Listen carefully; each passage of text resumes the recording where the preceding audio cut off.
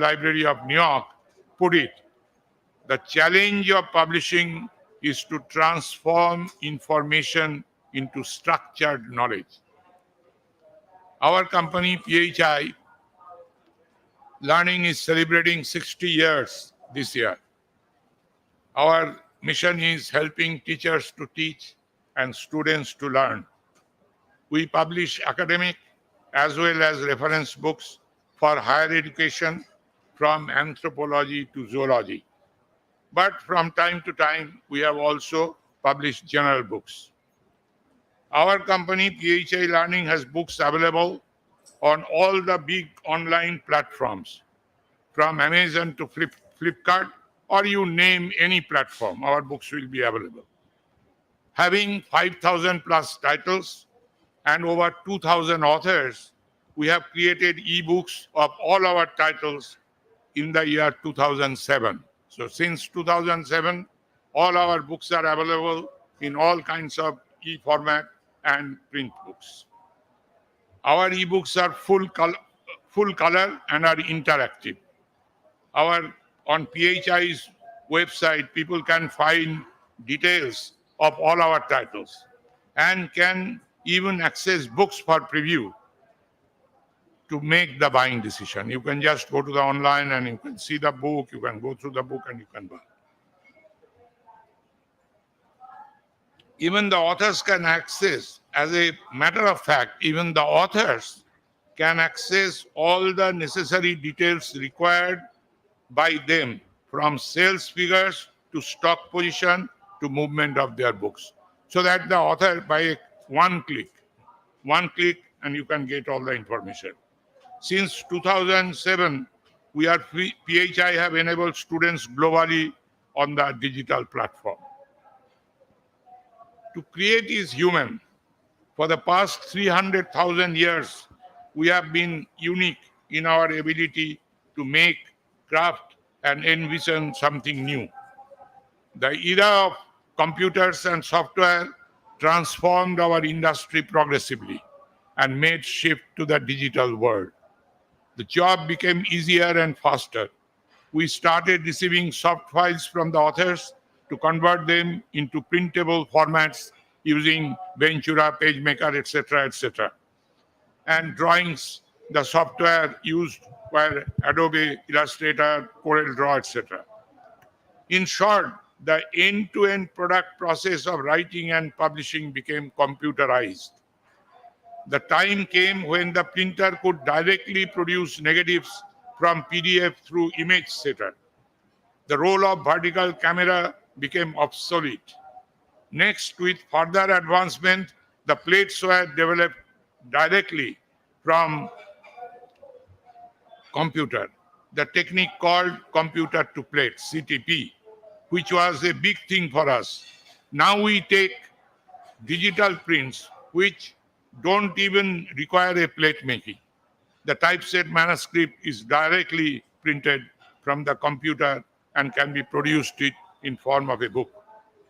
Ever since the internet was launched and made accessible to almost everyone, we started publishing ebooks. With the advent of Amazon's Kindle and subsequently Kobo, the readers were allowed to download and read books online or offline. And in the recent past, with more advancement of technology and with the entry of Amazon into publishing, the authors had an opportunity to self-publish on Kindle Direct Publishing Program. The advent of digital age has not only changed the look of the industry, but has created a change in business models. Most, if not all, work is produced on a computer. Authors submit paperless work which are read on computer screen and edited online before proceeding for its production. Indeed, computers make work easier by doing the difficult and time-consuming tasks very fast. The Indian publishing industry has tremendous potential. To harness this potential and to take publishing decision, we publisher always need data. To celebrate Azadi Ka Amrit Mahotsav, The Federation of Indian Publishers published 2 books last year, 75 Years of Book Publishing in India and Indian Book Market Report 2022. Large number of eminent writers, authors from all over the world have contributed with their articles for the book 75 Years of Publishing in India. The Federation collaborated with Nielsen Book Data for Indian Book Market Report.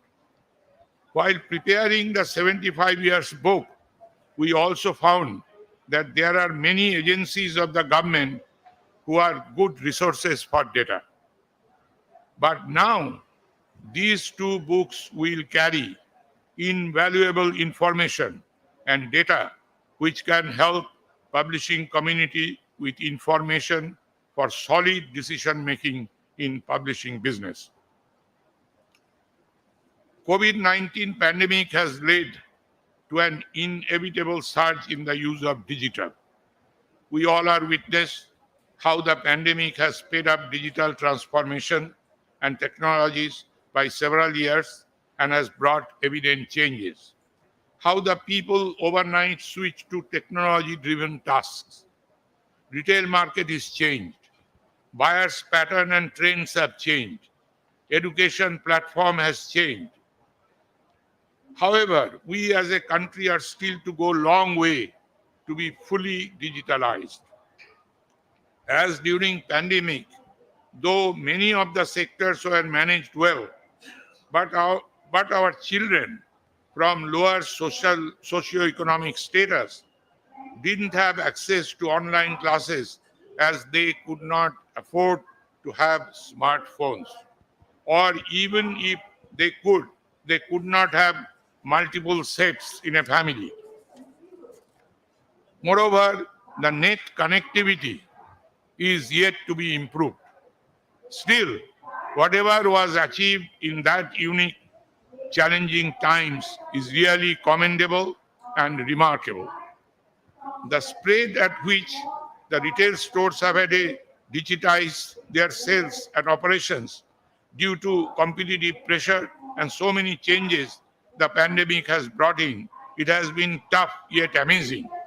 Today's success in business means reaching consumers wherever they are and whatever device they may be using and be able to retain it. Digitalization has really proved to be a boon for customers too. Consumers use digital technology to research, browse and purchase, sometimes all on one website. Readers are getting choosy. They pick and choose the chapters they wish to read. And we as a publisher have to provide them with the customized contents to help them in teaching and learning, keeping my mission alive, helping teachers to teach and students to learn. This was possible only with the advent of none other than but the computer and digital medium. Not only buying can be done digitally, but the social media has provided a path for digital marketing. We can now publicize our books through all these media like LinkedIn, Facebook, Instagram, YouTube, and WhatsApp. Webinars, video conferencing, and live streaming kept us alive during pandemic.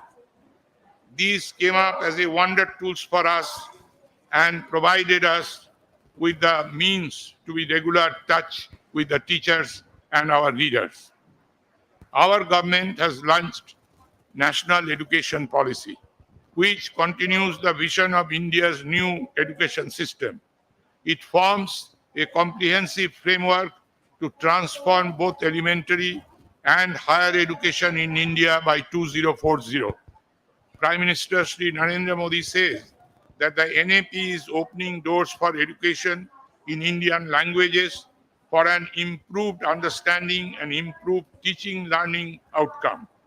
Books are being translated using artificial intelligence and machine learning, which has made the work faster.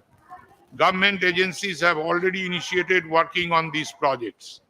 At the same time, the publishers are also encouraged with this new avenue and opportunity of translating and producing books in regional languages. The policy sets up sweeping changes in the entire education system in India with a view to universalize education to all along with prospective structural and institutional changes leading to forge a common formula at schools up to secondary level and credit-based multidisciplinary 3 to 4 year undergraduate program with multiple entries and multiple exit options with a view to facilitate students.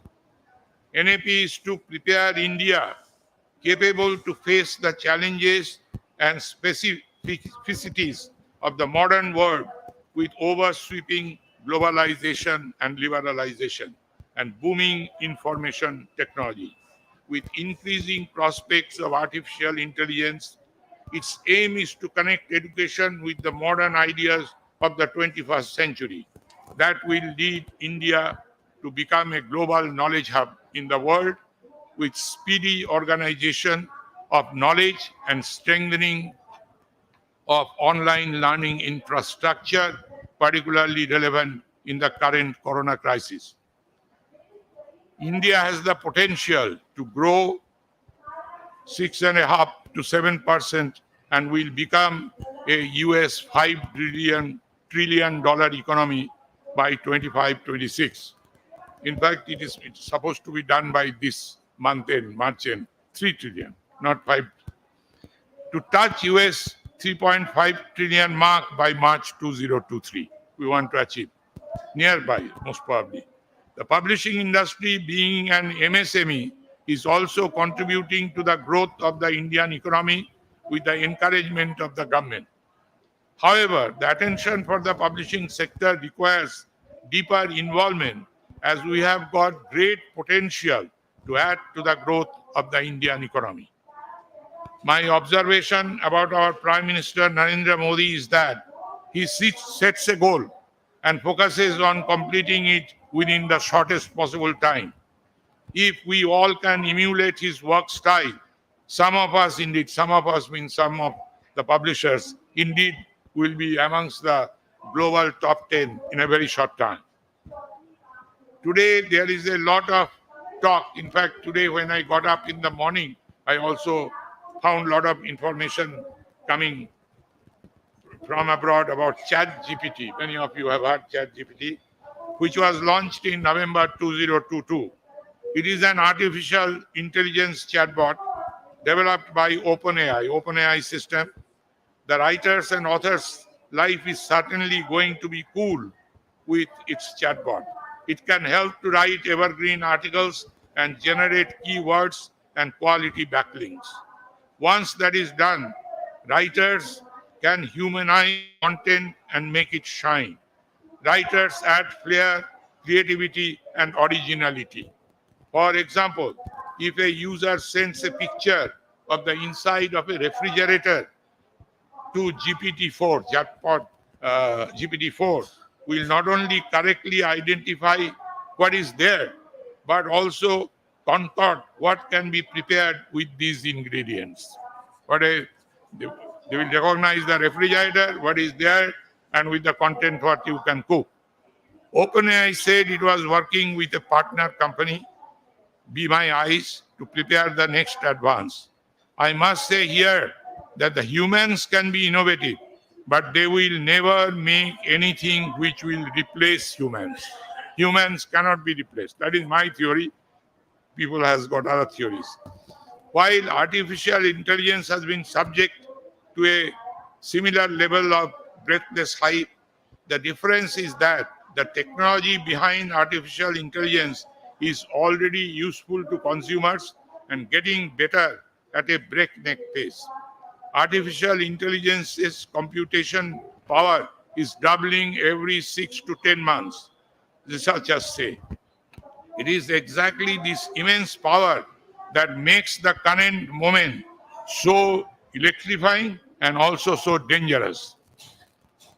I conclude my talk by reiterating that the technology has tremendously transformed the face of publishing in this digital world. However, it has not disrupted the core functions of publishing.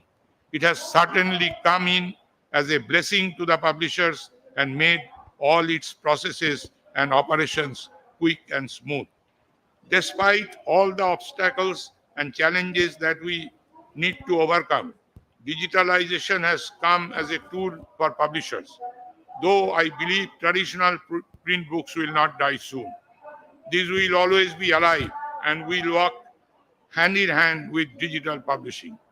I must say the digital books will be helpful to revitalize the publishing industry and will help it progressive. In short, publishers should develop innovative strategies that sustainably adapt to the digital world. Is it then the beginning of the end of paper books? No, it is not so.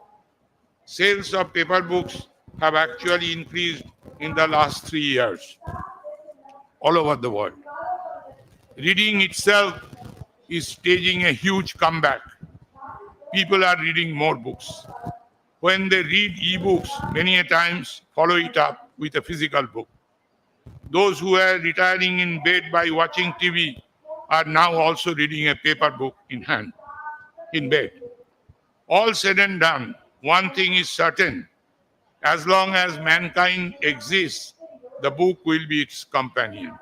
I give two examples of the book's importance from unlikely sources. In the movie The Wrath of Khan, in the Star Trek series, we see Spock gives Captain James Kirk a present, a birthday present. What is that? That is a book. The scene is in future, in the outer space, on a spaceship. But when something of value needs to be given to a dear friend, you are giving, it is the book. The book is being presented. In another movie, Stanley and Iris, where Stanley is portrayed by Robert De Niro, famous actor, illiterate, and Iris, played by Jane Fonda, is trying to help him becoming literate. In a scene in the library, it is written outside, man builds no structure that outlives the book. The books in any form, print or e, will always be cherished by mankind. Thank you. Thank you very much.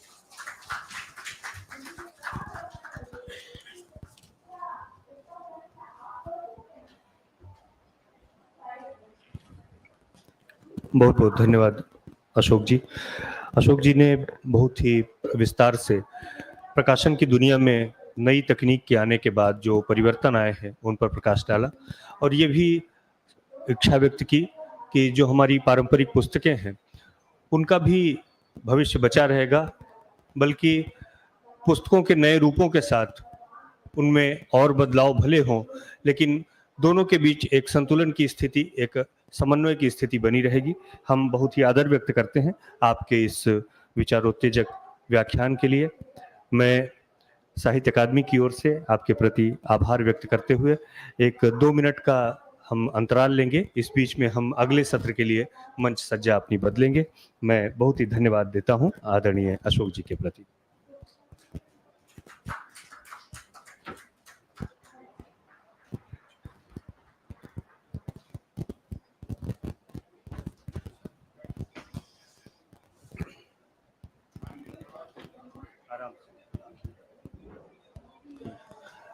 इस सत्र की अध्यक्षता करेंगे निर्मल कांति भट्टाचार्य जी, अनुपमा भटनागर जी, बद्री शेषाद्री जी, Kartika VK जी, प्रभात कुमार जी और युवराज मलिक जी इस सत्र में हमारे साथ होंगे।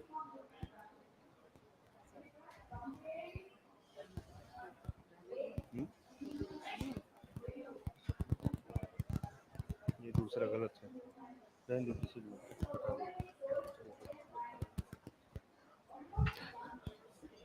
पानी की बोतलें लगाओ और थोड़ा सा फिट रखो।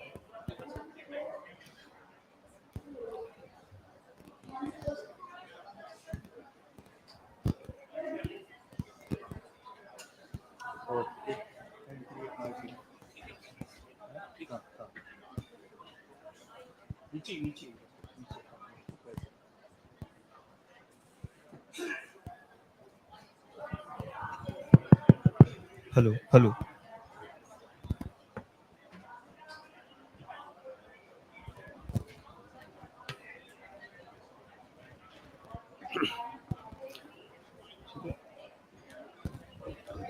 जल्दी तैयार।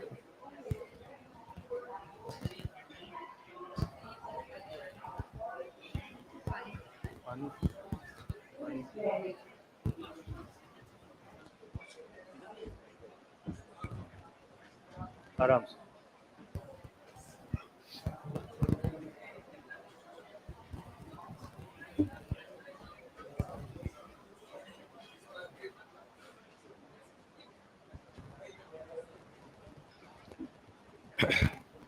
ठीक है। मैं बहुत ही आदर के साथ इस सत्र के अध्यक्ष आदरणीय निर्मल कांति भट्टाचार्य जी को आमंत्रित करता हूं मंच पर। और इस सत्र में हमारे बीच में अनुपमा भटनागर जी, बद्री शेषाद्री जी, कार्तिका वीके जी, प्रभात कुमार जी और युवराज मलिक जी से मैं अनुरोध करता हूं कि कृपया मंच पर पधारें।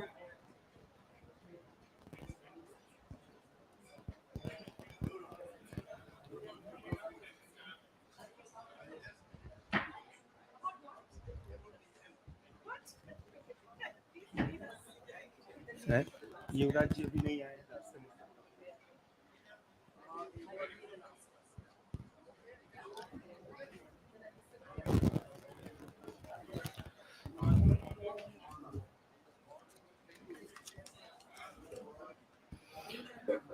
मैं सभी अतिथियों का साहित्य अकादमी की ओर से बहुत ही स्वागत करता हूं। बहुत ही संक्षेप में सबका मैं परिचय करवा देता हूं। आदरणीय निर्मल कांति भट्टाचार्य जी साहित्य अकादमी के पूर्वी क्षेत्रीय कार्यालय कोलकाता के क्षेत्रीय सचिव तथा राष्ट्रीय पुस्तक न्यास दिल्ली के निदेशक रह चुके हैं। बाद में आपने साहित्य अकादमी की प्रतिष्ठित पत्रिका इंडियन लिटरेचर के संपादक तथा के बिड़ला फाउंडेशन नई दिल्ली के निदेशक के रूप में भी अपनी सेवाएं दी। आप द्वारा रविंद्रनाथ ठाकुर, महाश्वेता देवी, सुनील गंगोपाध्याय, माणिक बंदोपाध्याय तथा शीर्षेंदु मुखोपाध्याय की कृतियों के किए गए अंग्रेजी अनुवाद बहुत प्रशंसित हुए। आपने यू आर अनंत मूर्ति के एक कन्नड़ कहानी संग्रह तथा विश्वास पाटिल के मराठी उपन्यास का बांग्ला में अनुवाद किया। हम निर्मल कांति भट्टाचार्य जी के अकादमी ओर से बहुत ही स्वागत करते हैं। अनुपमा भटनागर जी ने एमडीएस विश्वविद्यालय अजमेर से राजनीति विज्ञान में डॉक्टरेट की उपाधि प्राप्त की। आप 1991 बैच की भारतीय सूचना सेवा की अधिकारी हैं। संप्रति आप प्रकाशन विभाग, सूचना और प्रसारण मंत्रालय के महानिदेशक के रूप में कार्यरत हैं। आपको केंद्रीय संचार ब्यूरो, भारतीय प्रेस परिषद, उच्च शिक्षा विभाग जैसे अनेक जगहों पर अब जिम्मेदार पदों को संभालने का व्यापक अनुभव है। आपने इस्लामाबाद में उच्च शिक्षा पर आयोजित सार्क परिषद कार्यक्रम की अध्यक्षता की। हम अनुपमा जी का भी साहित्य अकादमी की ओर से बहुत स्वागत करते हैं। आप लोग तालियां बजा सकते हैं। Karthika V K Westland publications private limited की प्रकाशक हैं। आपने 1996 में पेंगुइन बुक्स के साथ प्रकाशन में कार्य शुरू किया और 2006 में आप हार्पर कॉलिंस इंडिया से जुड़ी, जहां आपने वेस्टलैंड में अपनी नई भूमिका लेने से पहले एक दशक बिताया। आपने बुकर पुरस्कार विजेता अरविंद अडिगा, अनीता नायर, अनुजा चौहान, अमृता पाटिल, मनु जोसेफ, मीना कंदास्वामी, राणा दासगुप्ता, पॉल जकारिया, पेरुमल मुरुगन, सारनाथ बनर्जी, मनु पिल्लई और अरुंधति सुभद्रा सहित कई प्रमुख लेखकों को विभिन्न विधाओं में प्रकाशित किया है। हम कार्तिका वीके का भी साहित्य अकादमी की ओर से बहुत स्वागत करते हैं। प्रभात कुमार जी प्रभात समूह के प्रमुख हैं, जो भारत के प्रमुख प्रकाशन गृहों में से एक है, जिसने अब तक 4000 से अधिक कृतियां प्रकाशित की हैं। समूह ने जनता के लिए उच्च गुणवत्ता वाली पुस्तकों के प्रकाशन हेतु नियमित रूप से पुरस्कार प्रदान किए हैं। आपको वर्ष 2006 में फेडरेशन ऑफ इंडिया पब्लिशर्स द्वारा यंग पब्लिशर्स अवार्ड से सम्मानित किया जा चुका है। आप लंदन, सूरीनाम और भोपाल में आयोजित विश्व हिंदी कांग्रेस के लिए भारत सरकार के आधिकारिक प्रतिनिधिमंडल के सदस्य रहे हैं। आपने हिंदी साहित्य पत्रिका साहित्य अमृत की शुरुआत की, जो अबाधित गति से निकल रही है। मैं प्रभात जी का भी अकादमी की ओर से बहुत स्वागत करता हूं।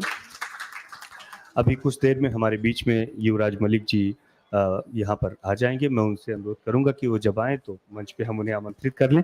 मैं अब ये मंच आदरणीय अध्यक्ष के हवाले करता हूँ।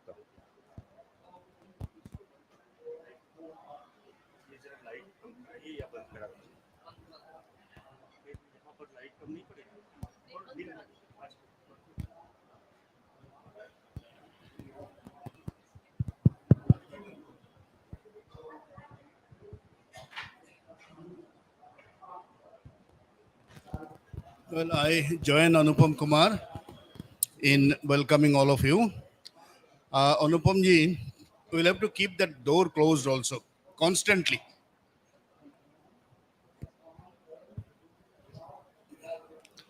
Because this session was preceded by a wonderful speech by Ashok Ghosh ji, but much of it was lost because of the sound pollution from the other side.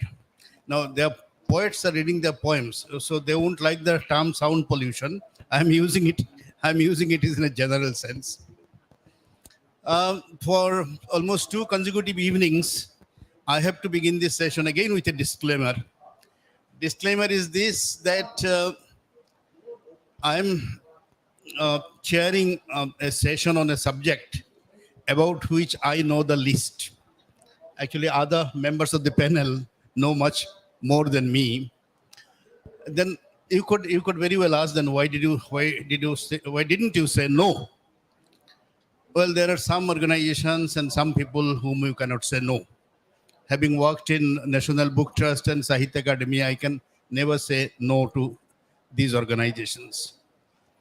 Mr. Ghosh, in his inaugural lecture, has given us a few talking points. I hope we shall carry those talking points forward, and all the panelists will be there. I welcome. No, it's fine. We know about the traffic situation. So I take this opportunity to welcome Mr. Yuvraj Malik, the Director of National Book Trust, who is one of the esteemed members of this panel also. So as we heard Mr. Ghosh, he gave us a few talking points, particularly about the use of the digital medium particularly in the education sector. He talked about the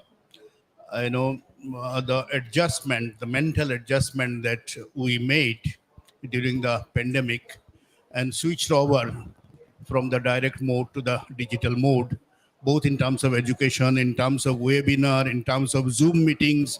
A lot of things which earlier were done on personal face-to-face, meetings were accomplished through Zoom meetings or webinars and other things. So the way mankind, as he rightly pointed out, the way mankind adapted to the situation speaks volume about the instinct of survival, instinct of preserving the knowledge, which is embedded in the very soul of humanity. So here in the digital publishing world also, we have to, in one of the journals recently, I read, I think it was Logos, there's a journal called Logos. So there I read that in Europe, 2023 is being talked about as a period for the emergence of the digital. That is the tagline which has been attached, emergence of the digital. And they are thinking, particularly in England, that 2023 will be the tipping point on digital printing, digital publishing, as well as digital workflow. As far as the last thing is concerned, digital workflow, we have always seen how workflow has adjusted in the digital mode, how hybrid and distant working method has begun as a kind of compulsive necessity during the pandemic, but has now been accepted as something which is helpful. We have not shunned them. On the contrary, we are accepting them as a special mode of functioning. So, keeping all this in mind, and without pontificating anymore, I'd like to invite my panelists. Maybe to begin with, we shall have around 8 to 10 minutes each. And then, if time permits, we'll have a second round of discussion. According to the names on the card, may I invite Anupama ji first, Anupama Bhatnagar. She has been introduced already. I'll ask you, madam, to kindly speak about it. And while doing so, if you also highlight, this is about everyone. If you also highlight, apart from the theoretical aspect of it, if you also highlight a little about what your organization is doing in the field. Yeah, good afternoon, namaskar. So first of all, I would like to convey my thanks to Secretary Sahit Academy for giving me this opportunity. So I am Director General in Publication Division, and this division was set up in 1941. So we have been producing high quality books, journals, and other literature on diverse aspects of Indian panorama, including society, art, culture, history, science, and freedom movement, biographies or stalwarts of Indian politics, governance, cultural leaders of India, builders of modern India, nature, environment, children's literature. So besides books, we also publish monthly journal Yojna, Kurukshetra, Aajkal, Bal Bharti for children, and weekly newspaper Employment News. Employment news English के अलावा हिंदी और उर्दू में भी आता है रोजगार समाचार के नाम से. Coming to digital initiatives taken by a publication division, so I'm glad to share that publication division has been keeping up with the digital age by introducing an online platform for the sale of publications. Our website is publicationdivision.nic.in. It has all the features of basic e-commerce platform like easy search, online payment, and home delivery. The division has also tied up with other e-commerce platforms like Amazon, Kindle, and Google Play Store for selling its printed books as well as digital books. We have introduced a mobile app called Digital DPD for Android devices. The app allows users to access and read publication division publication on their smartphone and tablets. The app has features like adjustable font size, bookmarking, and annotation which enhance the reading experience. So in order to make available our journals, so we put all the 6 months old journal or our archives, and that is available free of cost to everyone. Now coming to ebooks, we have EPUB format designed to be read on electronic devices. We have interactive features such as hyperlinks, reflowable text, multimedia elements, and other features that enhance the reading experience. So e-publications are cheaper than the print version. If the print version is around 100 rupees, e-versions is 75 rupees only. And more than 450 titles of publication division have been placed on e-publication format, and you can buy them through Amazon Kindle, Google Playbook, Bharat Kosh, and Digital DPD app. And now we have also started converting printed books in e-format for language version also. This is also our ongoing process. So these are the initiatives which DPT has taken, and it is a constant endeavor. We are we are also experimenting. So this is from on behalf of DPT. Thank you very much. Thank you, Anupama ji. So you have given us basically an overview of what publication division is doing in this field. May we now move forward to Badri Sheshadri ji. He is from Tamil Nadu, and we'll have another view from there. Thank you, sir. I am, but Yeah, onto the podium. Sure, why not? Certainly. Uh, Good afternoon, everyone. I'm Badri Seshadri. I'm from Chennai. I run a Tamil book publishing company called Kizhakku Padipagam. We've been there in the field for nearly 20 years now, and have been doing a lot of experiments, struggling a lot, and figuring out how various platforms work.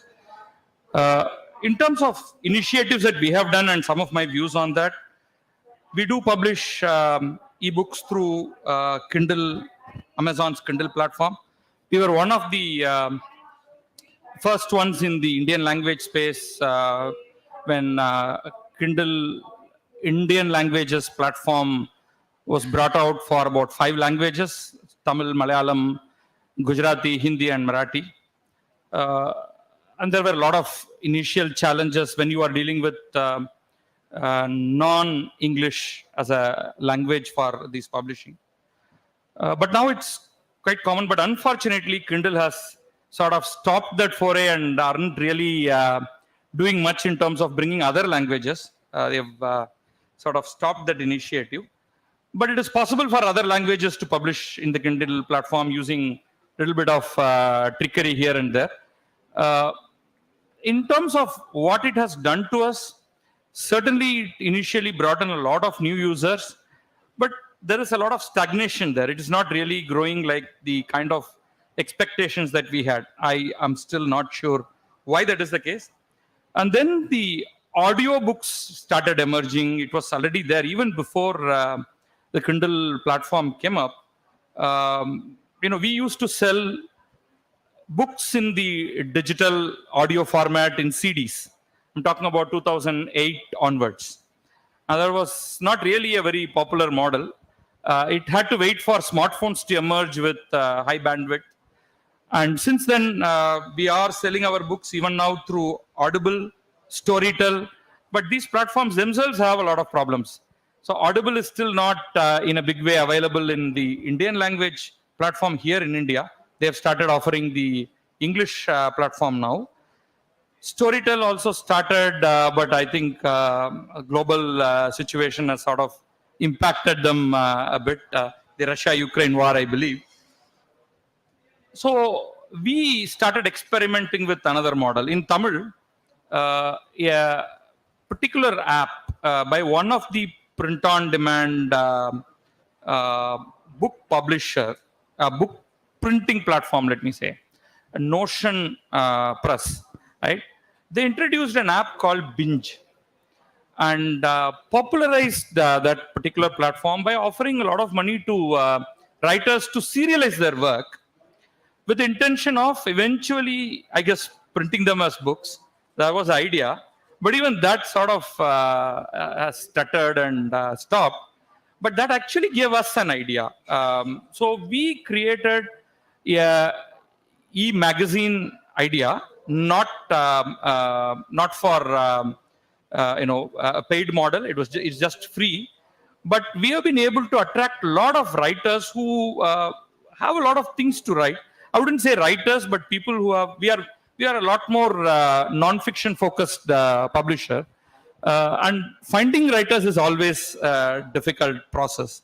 So we have been able to get a lot of people to serialize their work, which is all going out for free on the magazine that we have. Now, currently, we are doing about 25 plus serials. We have already published about 10 of them into fully edited books at the end. And actually, we have found that has kindled a lot of interest amongst readers. It's a weekly serial, so every day new serials are out. But every Monday, somebody's serial will be there. Every Tuesday, a bunch of them. Wednesday, Thursday, and so on. Now, this used to be a very popular format in Tamil. I don't know about other languages as much. Popular magazines like Vigadan, Kumudam, Kalki, and such used to serialize novels as serials, and also a lot of non-fiction popular content, which was serialized, and at the end of 26 weeks, 52 weeks, whatever that duration is, the whole thing came out as books. And they ended up very popular, and unfortunately, that particular market has shrunk. You don't have magazines having huge circulation anymore. So in a sense, we are looking at the digital platform to take off on something like Binge and a few other initiatives similar to what we are doing has already started. And we are easily seeing about 50 plus titles coming out of that kind of an initiative. So in a sense, it's digital first, free, moving on to printed books, and then of course going into Kindle and audiobook format, etc. Okay.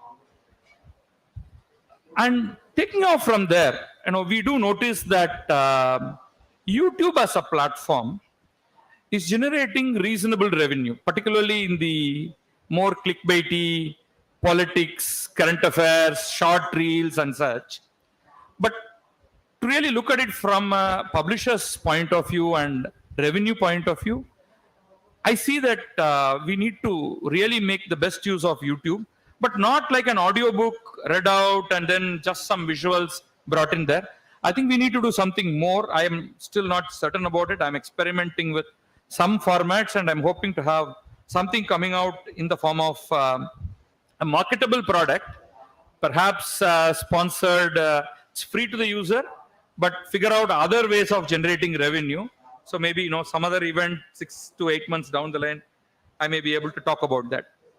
The other thing that I'm very keenly following is the US market, not as much the Europe. I don't know many of the languages to really follow, but both UK and the US, podcasts have really started doing well. I'm talking about not a news podcast, but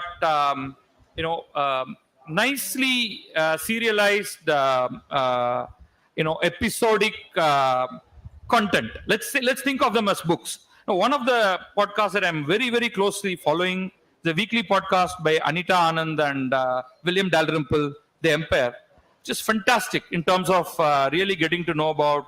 It started with India, now it's moved on to Turkey. Now, effectively, they are books, right?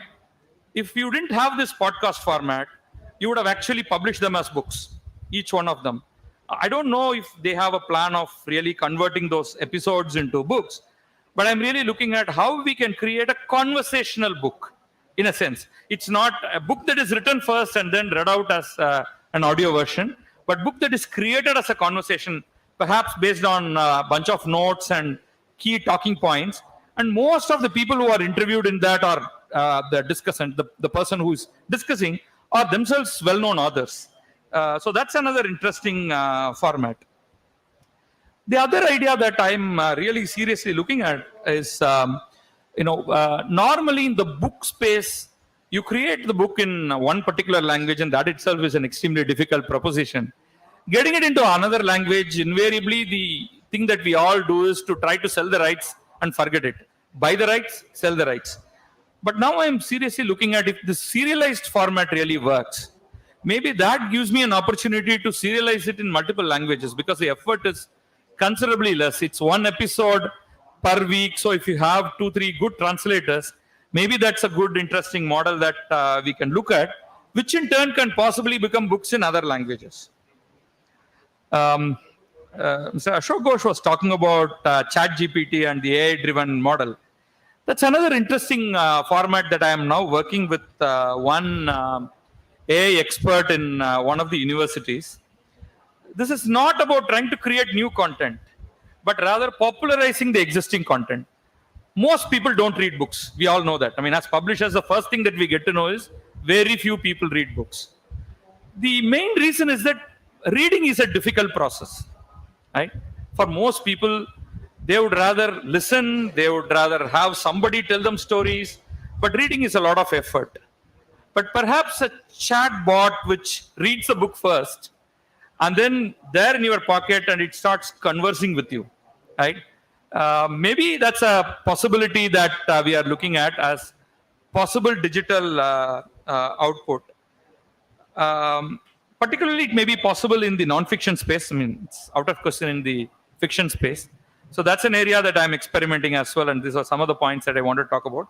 A few more points, maybe perhaps in the roundtable discussion, I may be able to bring in. Thank you.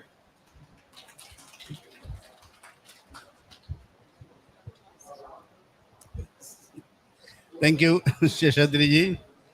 Actually, you talked about serialization of the books, but that reminds me that once the famous novelist Jeffrey Archer uh, did an experiment by publishing one page per week and charging $1 for that one page for a reader. You know, so that also perhaps one of the digital model of advertising, digital model of pitching your book. And about the Notion place, I often wonder, they're all over.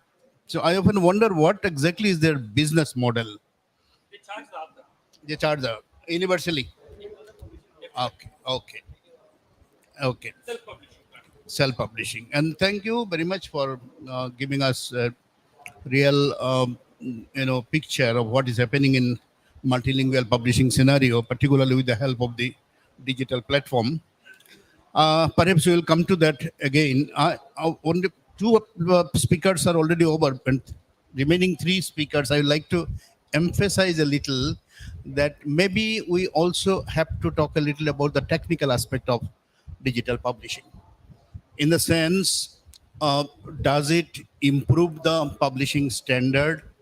I'm often told that in digital publishing, some of the deeper images are lost or reduced, and whereas in offset publishing, that reduction is not there. So if you want to go for the advantages of the digital publishing, perhaps that loss needs to be, sort of internalized. Number two, sometimes we find that all this talk about artificial intelligence, cloud computing, all the talk about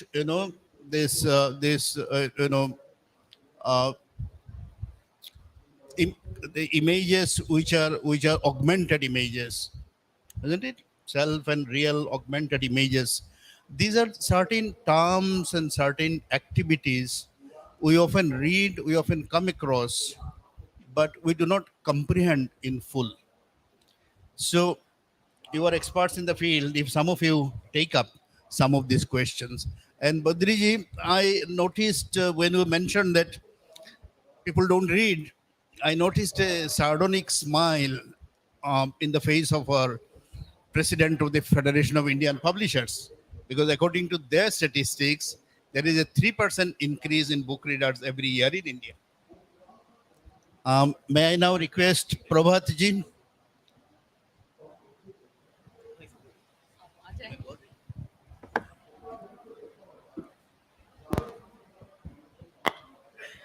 आदरणीय अध्यक्ष जी, सम्मानित मंच और यहाँ उपस्थित साहित्य प्रेमियों, साहित्य अकादमी का मैं आभार व्यक्त करता हूँ कि इस विमर्श में मुझे भी बोलने का अवसर दिया। हम डिजिटल युग में प्रकाशन की बात कर रहे हैं। मैं प्रकाशन की बात करता हूँ क्योंकि इस समय प्रकाशन के सामने जो चैलेंजेस हैं, जो संकट हैं, वो प्रिंट के साथ साथ अन्य क्षेत्रों में भी हमने सामने देखने को मिलेंगे।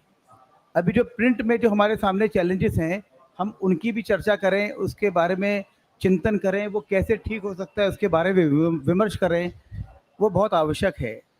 क्योंकि डिजिटल पब्लिशिंग कंपैरेटिवली आसान है। हम जब प्रकाशन की बात करते हैं उसमें जिस प्रकार का संकट हमारे सामने है कि कागज़ के दाम निरंतर बढ़ रहे हैं, पुस्तकों की पढ़ने की रुचि कम हो रही है, पाठक कम हो रहे हैं, पुस्तकें बहुत छप रही हैं, इसमें कोई शक नहीं है, पुस्तकें बहुत छप रही हैं क्योंकि ज़्यादातर लेखक इस बात के बड़े आग्रही होते हैं कि मेरी पुस्तक प्रकाशित हो जाए। तो इसलिए जो नोशन प्रेस का जो फॉर्मूला है वो बहुत हिट हो गया है, सेल्फ पब्लिशिंग करना। तो वो पब्लिशिंग का एक फॉर्मेट हो सकता है, वो पब्लिशिंग नहीं है। प्रकाशक का काम है ऐसी पुस्तकें प्रकाशित करना, उसको पाठकों तक पहुंचाना, लेखक की पुस्तक को मंच देना, तो वो काम प्रकाशक का है। पुस्तकें कैसे अच्छी छपें, कैसे वो पाठकों तक पहुँचें, रीडिंग हैबिट्स प्रमोट हों, इस पर हमको ध्यान देना चाहिए। क्योंकि पढ़ने की प्रकृति बन जाएगी तो वो किसी रूप में पढ़े, वो प्रिंट फॉर्म में पढ़े, डिजिटल में पढ़े, किसी रूप में पढ़े, वो स्टोरी टेल पे किताब को पढ़े, सुने, मतलब उसको हम पढ़ना ही बोलेंगे, वो किसी भी रूप में पुस्तकों से उसका एक तादात्म्य स्थापित हो जाए, ये हमारी सबकी दृष्टि होनी चाहिए।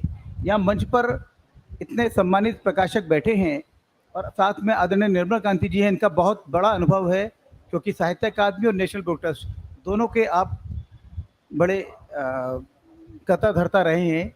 इस नाते से ये बहुत सार्थक संवाद होगा कि एक प्रकाशन के विषय में डिजिटल युग में कैसे प्रकाशन हो, इस पर भी बात हो और पुस्तकें कैसे पढ़ी जाए इसके बारे में चिंता हो। ये साहित्य उत्सव हो रहा है, परंतु हम देख रहे हैं साहित्य के प्रति अभिरुचि कितनी दिख रही है। हम पुस्तकों को सेलिब्रेट नहीं कर रहे, पुस्तकें हमारे जीवन का हिस्सा नहीं बन रही और जब तक ये चीज़ें ठीक नहीं होंगी तब तक हम कितने भी विमर्श कर लें, समाधान नहीं निकलेगा। हम बहुत आशावादी हैं, सकारात्मक भाव से प्रकाशन करते हैं। हमारी अधिकांश पुस्तकें जो प्रिंट फॉर्म में है उनका digital e book format available है, पर उसका उतना प्रतिसाद हमें नहीं मिल रहा। जैसा भी दीदी ने बताया कि अगर पुस्तक का मूल्य 100 रुपये होता है तो ई बुक का मूल्य 70 रुपये 75 रुपये रखते हैं, पर मुख्य बात है मूल्य से बात नहीं है, उसके प्रति कितनी ग्राह्यता है, कितनी स्वीकार्यता है, इस पर हमको बल देना चाहिए। मैं हमेशा एक बात कहता हूं कि हमको एक पुस्तक संस्कृति विकसित करने पर बल देना चाहिए। उसके पढ़ने के प्रति अगर अभिरुचि विकसित हो जाए, और उसमें सबसे बड़ा काम होगा हमारे परिवार का, हमारे अध्यापकों का, ताकि वो बालपन से पुस्तकें पढ़ने के प्रति एक रुचि उत्पन्न करें। अगर लोग पुस्तकें अगर बचपन से पुस्तकें पढ़ने का अभ्यास बन गया तो कोई कारण नहीं है कि आप बड़े हो जाएं तो आप पुस्तकें पढ़ने का अभ्यास बनाए रखेंगे। जिसमें अभिरुचि होती है वो उसके लिए समय निकालता है, पैसा भी खर्च करता है। पुस्तकें महंगे होना कोई बंधन नहीं है। आज आदमी 500 रुपये की पुस्तक भी खरीद लेता है, बशर्ते वो उसकी रुचि की हो। लेखक ऐसा लिखें जो पाठक के लिए ग्राह्य हो। लेखक प्रायः ऐसा लिखते हैं जो उसके लिए है, उसको कोई सम्मान, पुरस्कार, यश मिल जाए, उस कामना के साथ वो लिख रहा है। तो थोड़ा लेखक अपना लिखने का अभ्यास ठीक करें। प्रकाशक तो अपनी ओर से जो कर सकता है वो करने का प्रयास करते ही है। पुस्तक अपने व्यय पर छापना, उसको प्रसारित करना, न बिकी तो उसको उस घाटे को भी झेलना, ये सब काम प्रकाशक का है। तो ऐसे में डिजिटल युग में प्रकाशन होना निश्चित रूप से एक बहुत बड़ी क्रांति होगी। जैसे जैसे पुस्तकें पढ़ने के प्रति लोगों की रुचि बढ़ेगी, प्रिंट फॉर्म में पुस्तकें बिकेंगी और ई फॉर्म में भी किताबें बिकेंगी। यही मेरा आपसे आग्रह है कि पुस्तकें पढ़ने के प्रति हम लोग जागरूक हो जाए। बहुत बहुत धन्यवाद। Prabhat ji, thank you very much for your quite positive attitude and your hope that good books will prevail ultimately. I have not forgotten Karthika in between. Her name was in between, but I decided that as we begin with a lady, we shall end with another lady. So I'll now request Mr. Jivaraj Malik, the Director of National Book Trust, to share his ideas. Thank you so much. When I was on the way, I was just thinking which side of the pole I should hold to take my narrative, because the institution I represent has a mandate which is deeply rooted to the grassroots. But the world which we are representing is going very global and cosmopolitan and modern, or you call it digital. I look at it differently. There's a very famous quote: "Nobody can stop the idea whose time has come." The idea is digital publishing. But the bigger question is how, where, when, in what ratio, in what format. Just barely producing a book in a physical format and then converting into a software, into an e-book, is not adequate process of complete e-publishing or e-books. I tell you why. I give a data to it, which many people may not like. We had book fair recently. Not even 1% publishers were there with e-content. Not even 1%.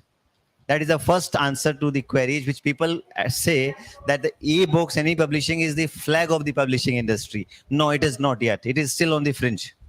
Second point, not a single complaint, grievance, request, suggestion I received in my visitor book or in person or through my hall in charges that where are the e-book stalls. I'm talking about the capital of the world's largest populated country, where we are saying that there's a dying culture of book reading. Of course, I do agree. But it does not mean that we can overlook this perimetral aspect of publishing.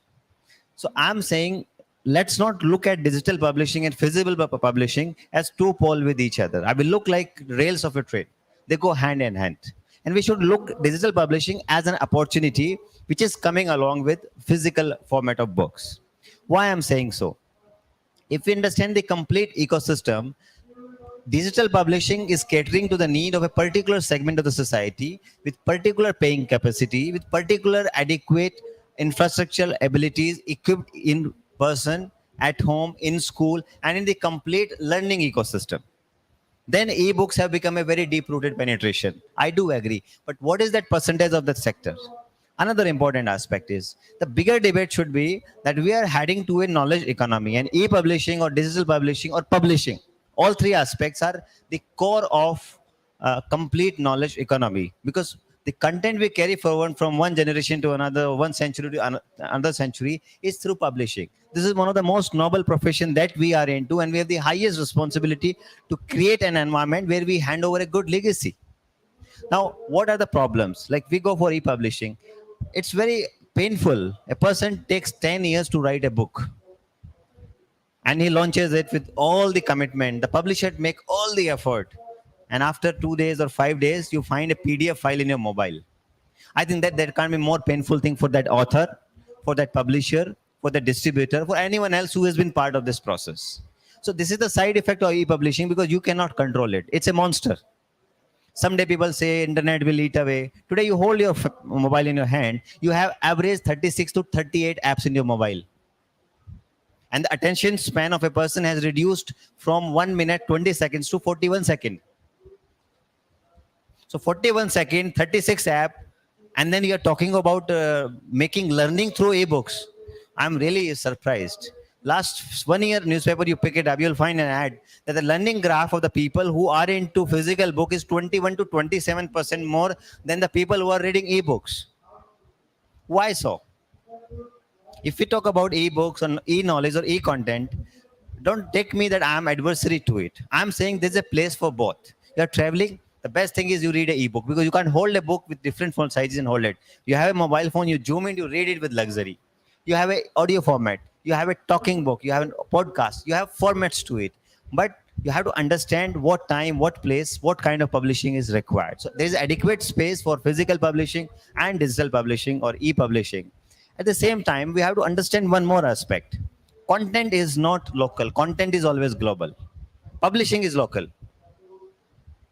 Printing is local. Physical aspects are local, but the content will always be global. One has to understand it. So one has to get global, then you have to keep yourself equipped, updated, ready with global practices. And this is that when you go for physical, go for e also. Because if you have to compete with the world, you have to be updated and completely upgraded. Outdated and obsolete system cannot survive in this economy. Another important aspect is, please understand, when we have sectors of publishing, let's take education sector. How many of us we realize the potential and the future that is available with the NEP? I think bulk of my organization business is coming from NEP, because we were the first to come with the content. Today, majority of the books which are being sold in the children's segment are bilingual books, which nobody is thinking. Nobody has come in bilingual format now. It's an opportunity for everybody, because the demand is so high and the market is so limited that we are only stuck with voluminous book of 500, 300 novel and literary on expert or research-based books. This is also because when we start with 98% enrollment ratio, 99% ratio in the primary level and 100% at the Anganwadi level, we are landing around 70% at the 12 and 27% in the college level.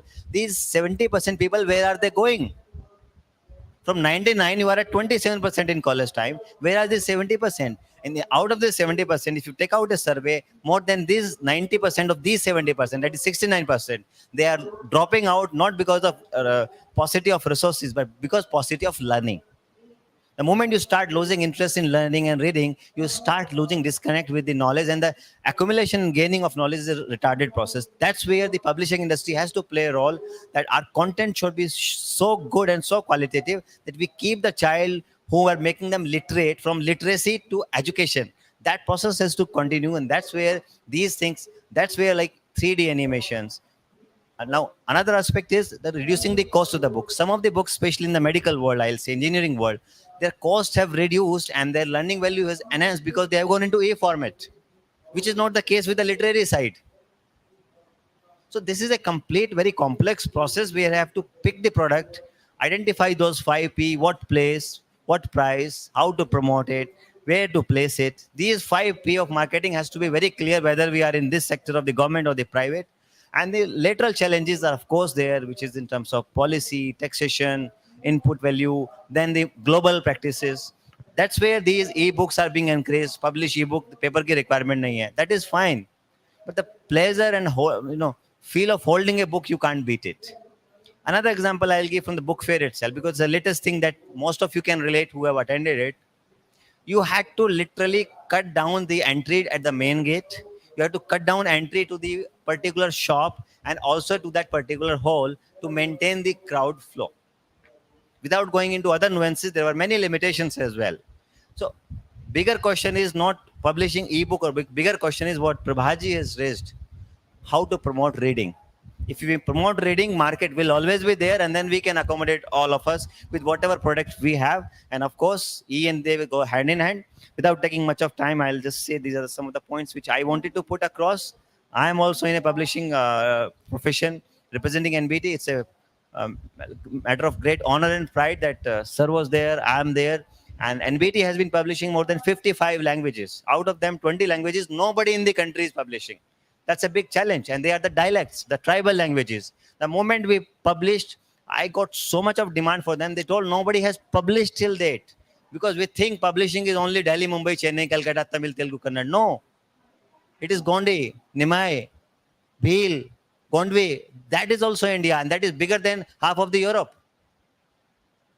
So let's take the complete publishing ecosystem where all of us have a particular market, particular place, particular flexibility to flex their business arms, and let's create more and more content that we can take globally. And of course, many issues of like translation and production, animation, illustrations, creative graphics, variety of books, they are coming. So these are the opportunities which can be further deliberate upon. I'm sorry I've taken extended time. I'm really sorry for that. Thank you so much. Thank you very much, Jivarajji. Actually, you have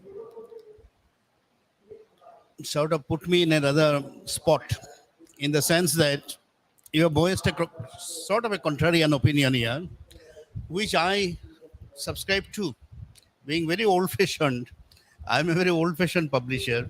So I would definitely always believe in holding a book, taking a book to the bed. I will believe in, actual content. And for me, content is the king, as the Prabhaji said. And book promotion, enhancement of the reading habit, these are the most important business in front of a publisher or in front of any activist who is working in the field of books. But now the question is, there is a juggernaut of technology, which willy-nilly we cannot stop. So we'll have to take advantage of it, this way or that, So if we want to take advantage of the technology, then we have to go for ebooks, we have to go for audiobooks, we have to go for social media, we have to go for digital books, some way or other, but not at the cost of the main thing. We should not lose the forest for the tree, or we should keep in mind our larger perspective, as you very rightly pointed out. Our larger perspective is to create the best of content, is to do book promotion, is to enhance reading habit. But at the same time, for reaching that goal, if necessary, we have to embrace as much technology as possible. I will now pass on to Karthika as the last speaker. Then we'll take another round. We'll have another. I'll try and be really brief. I am feeling like I can't hear myself. Can you hear? Yeah? Okay, cool. So I come from the other side of the business, which is the private sector, not the NBT or Sahitya. But I think our problems are pretty much similar at this point. Price, paper availability, the market that reads but does not read enough as far as any of us is concerned, the size of this country, getting books from one place to another, fuel has gone up in terms of price. Everything has gone up automatically, including freight, including therefore the price of books. So every step of the way, there have been challenges. And we all spoke about those, so there's nothing new in that sense. I'm just going to try and talk about 2 or 3 things that are to do with the digital publishing aspect rather than the physical publishing aspect. Because I really do believe that, like everybody said, we are in a time of hybridity. I don't think we can be purists anymore. I don't think we can say there is an original thing which is called the content in a certain format and form, and that's the one thing we have to struggle to survive and keep alive.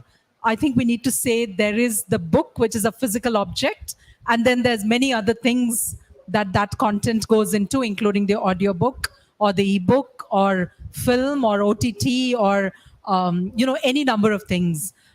And we just have to live with the reality that that is the way the world is now. I mean, think about it. When you wrote books in the past, or when you read a book in the past, there was one thing that was guaranteed, right? That you did it in quiet. You did it in a circle that was you and yourself, and that's it. But think about a writer now. They're sitting down to write. They have access on their laptop to Google, to all, artificial intelligence, everything. So even as they are writing, they are accessing other worlds apart from their imagination. And this is true of writer after writer. I don't think there are any writers really left who don't use technology. There must be very few, I'm sure, but mostly they're not. And think about you as a reader. You're accessing this book in the past as something that you're doing by yourself. You're reading quietly, in privacy, and you are interacting only with the book. But this is not possible anymore. Now, when you read, you're also perhaps clicking on a word or looking at another Google entry to see what does this mean, or is there a movie on this book? Or maybe I'll just stop reading the book and I'll go watch the show on Netflix for a while. There's just so many things around us that we are feeding into, that book is feeding into. That kind of quietude is gone forever. So we cannot expect that the book will not change or the reader will not change. It has changed. I think the strength of the book is that it is an object of beauty. It's not just something that you can save as content on your screen and you don't have any other relationship with.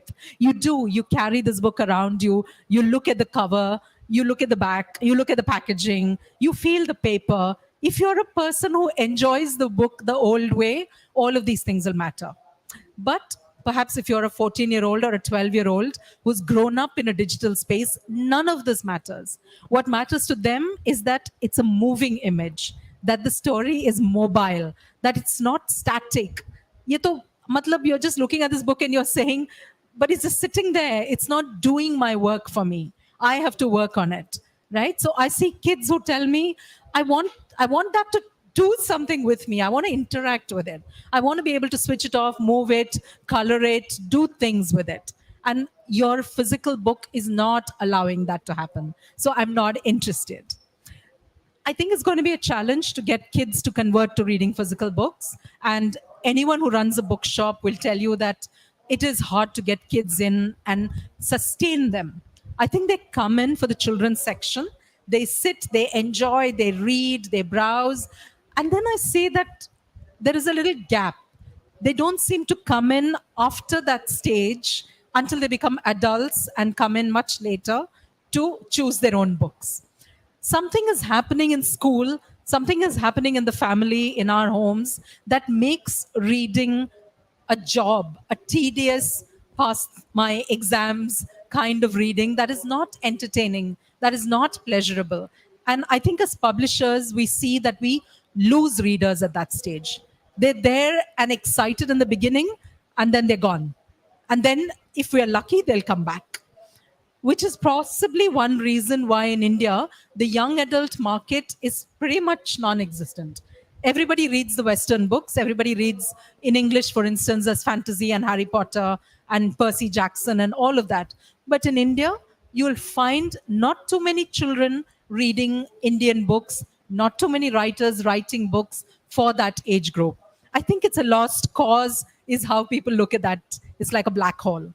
So there's lots of social reasons why reading is what it is, why books are what they are. And now I think from where we are coming, we just have to take into account that we have to publish in every format. So any book that I publish now, I will look at it and say, here's a physical book that I'm doing. It's going to be an ebook. Can I make it an audio book? Can I make it a show in some way? Can I pitch it to an OTT producer? So I will go and talk to them. And I will definitely hope that maybe there's a podcast that will come out of it. Maybe some conversation somewhere will become a big hit and those people come and read the book again.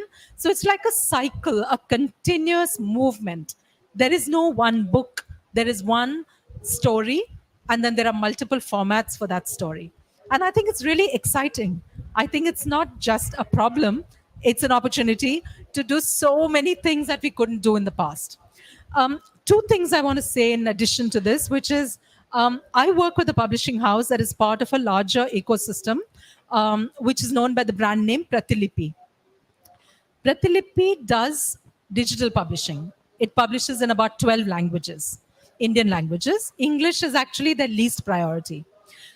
What we're seeing in these languages is that there are hundreds of thousands of people visiting this app, reading on the app, and I'm talking about languages like Hindi, Marathi, Malayalam, Telugu, Bangla, like across the board. They're not reading published books. They are reading content that is user generated. So there are people coming onto it, writing stories, and then somebody else will follow that or like the story, download it, and they will then perhaps talk about it. The writer will write another episode to that story next week. More followers will come in. And so now they have this ecosystem where subscription models work, where people are downloading individual stories. They're also following writers they really admire and like the work of. And now what we are doing is we've created an imprint called Pratilipi Paperbacks, where we're taking the most popular content on this app and making them into physical books. So here is something we had not thought of earlier. We always thought of the physical book becoming a digital product. But now we are saying if thousands of people want to read that story, maybe there are thousands of others who are not in the digital space who might want to read the physical book the old-fashioned way. So we're trying to get more readers to come into it from there. So there's so many experiments happening. Like Badri said, we're all trying to do this and then try and do serializing, try and do any number of ways to get that reader interest, right? The last thing I want to point out is that we have had a lot of interest in AI recently. People have been talking about how to use AI, how difficult it's going to be for writers, illustrators, designers. And it's really marvelous, this AI. Like we were looking at trying to do covers and saying, if I give a prompt to an AI to say, I want a cover of, say, APJ Abdul Kalam in his youth, standing in ISRO and looking at the sky, it'll do buffering for like 30 seconds and it'll give me 4 options on Kalam standing there looking at the sky with some rockets in the background or whatever. 30 seconds, and they are pretty much credible images. They're not perfect, but AI is so nascent. I'm imagining another 5 years, 10 years, it will be pretty much perfect. So when you have tools like that, what happens to the creative talent? What happens to human beings who were so far contributing and making all of this happen? I think we're going to run into challenges in that way. We're going to be looking at people who have to use imagination and technology very differently to keep their own lives going, their own imagination going. Even if you look at the stories that AI is producing, I'll tell you a small example. Somebody gave a prompt to AI to say, a man is standing with an egg in his hand and he's going to fall. I mean, clearly he's going to fall. So write a story about this. this within, I don't know how many minutes, 30 minutes or so, there was a story about the fragility of the universe, about this egg symbolizing human life and mental health issues post COVID. All of this was in this short story that AI created. So it's not a dumb machine, it's a very intelligent creation, this. And this is the beginning of it. So I feel like we're in a place where all these conversations are going to be completely like from another generation within another 5 years. I think we'll be sitting here talking about a very different set of concerns, different set of growth for publishers. We just have to make sure that what is valuable to all of us survives, that what we think is humane and civilized, if we can contribute to keeping that part of our creativity alive, then that is possibly what publishers will end up doing. I think the value of publishing will be that we try and preserve what is important, while the world will do everything to make profits, to make money, to get power. We just have to be some sort of small community that holds on to sanity for the rest of the world. I know that sounds a lot, but I do believe there is a purpose to why we are in this space, and it's only going to get more and more important as time goes by. That's all. Thank you.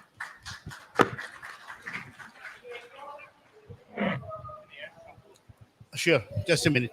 Thanks a lot, Kartika, for bringing out. It's very interesting, some of the aspects that she has brought out. It's another brave new world, you know. There's the. I think the last two presentations were so good. Before we come to you, I would like to open it to the house. I'm sure there will be a number of questions here. So if anyone wants to ask anything to any of the, and I'm talking of last two, but I'm asking for all the panelists. Yeah, please.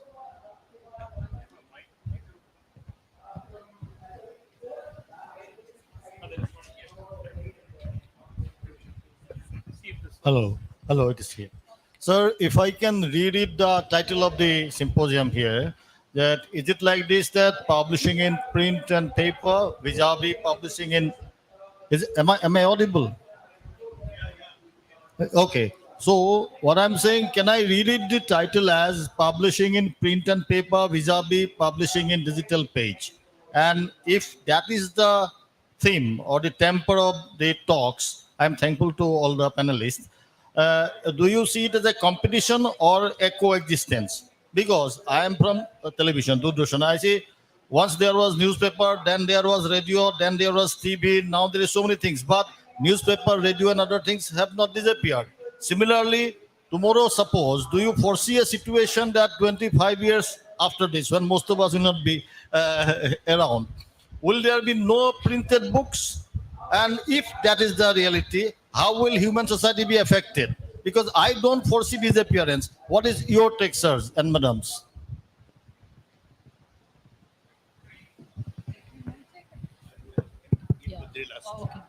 You were asking how digital publishing taking over physical publishing will affect. Oh, coexistence. I see it as coexistence, so does I think every panelist here.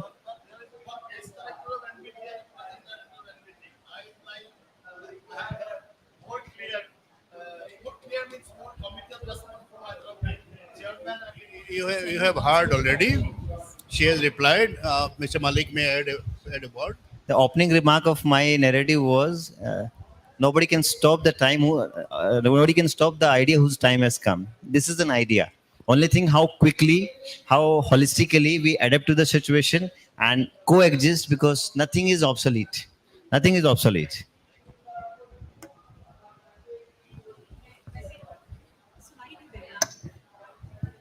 मेरा प्रश्न ये था कि आपने बताया आखिर तकनीक की अपनी उपयोगिता तो है ही कि इतनी जल्दी ये सब आ जाता है, पर कई बार जैसे क्लासिक्स हैं या संस्कृत है या इस तरीके के कंटेंट जो वाकई में मौलिकता से जुड़े हुए होते हैं, या बहुत सी किताबें जिन्हें सीधे वहां पर पढ़ते हैं तो एक रचनात्मकता की जो मेहनत होती है, या तो उनको आप या कुछ ऐसे छोड़ दिए जाएं तो या तो उनको दोबारा जांचने वाला नहीं है कोई जो ये देखे कि ये कंटेंट कैसा डला हुआ है, तो बहुत सी ऐसी त्रुटियां पाई जाती है जो आगे से आगे चलती रहती हैं।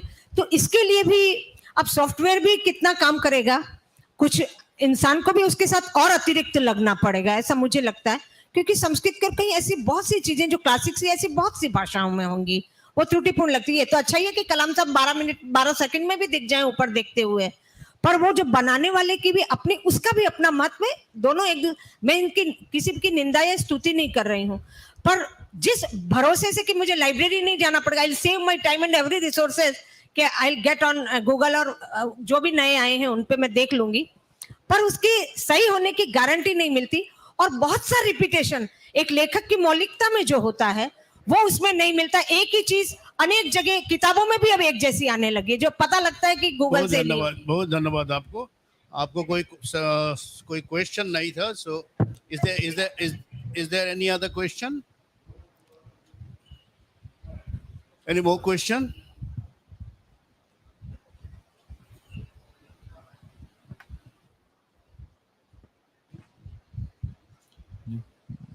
I know, because you are very experienced publishers, so you know better than us readers. But I can assure you that that it's not so sure. I mean, I have a feeling that you are perhaps exaggerating Mike nearer. exaggerating the importance of the digital world. We are all used to it, especially during Corona. I gave hundreds of lectures digitally, and it was accepted. But there's a difference. There's no, at one point, Karthika mentioned books as old-fashioned way. Let us call it classical way. Let us not forget that. Can you read Gora on screen? After reading for 2 hours, you will feel totally fed up. I have been using, my students are using PDF, etc. I have 300 students at the University of Calcutta. I can assure you that all of them are mentally disgusted at the same time. They're tired. You can't go through a novel like, say, Sons and Lovers. It's not so simple. Somewhere there is an exhaustion already in the readers. I've seen it because I was the literary editor of Desh for 10 years, and I can assure you that there is also a fatigue already. And in France, for example, I have statistics. It's very interesting statistics, because the whole world is going digital. But in France, for example, which reflects, I think, some of the approach of some of the best minds of today's world, there is a twofold increase in the number of bookshops since Corona. Twofold. There are now 3,500 bookshops in France with hard copies. So it's a difficult coexistence. It's not so simple. One shouldn't oversimplify. I have a feeling that the last two speakers were slight oversimplifying matters. It's not so simple. We've understood the question. May I say one quick thing? There is a secret exhaustion already setting in, and there is a chance that books may come back with vengeance. And I myself have done it. I've been reading digitally for the last few years, and now I would like to go back because it doesn't give me spondylosis. It doesn't give me exhaustion, visual exhaustion. I can go back and relax. As Michel Serres, the great philosopher, said, Michel Serres said that you can read a book in an aeroplane, in a boat or a ship, or at home, in any position, and that is important for mankind. You can because do it's that so on a compatible. Kindle as well. You can lie anywhere and read a Kindle. It's all the same. But what I want to say, seriously, I just want to address this one quick point and I'll pass it on to you, which is France is the wrong place to compare us with. If we had the kind of laws that France has, we would also be better off with our book publishing space, because you have a stem on discounting, right? You know that books cannot be discounted by booksellers, whereas we don't have any such thing. So it's always going to be about deep discounting, competitive pricing, which means it just doesn't work for publishers. And so there's lots of issues that have to be resolved before we can get to actually being like France and growing our book trade. I'm going to pass it on. I've said enough.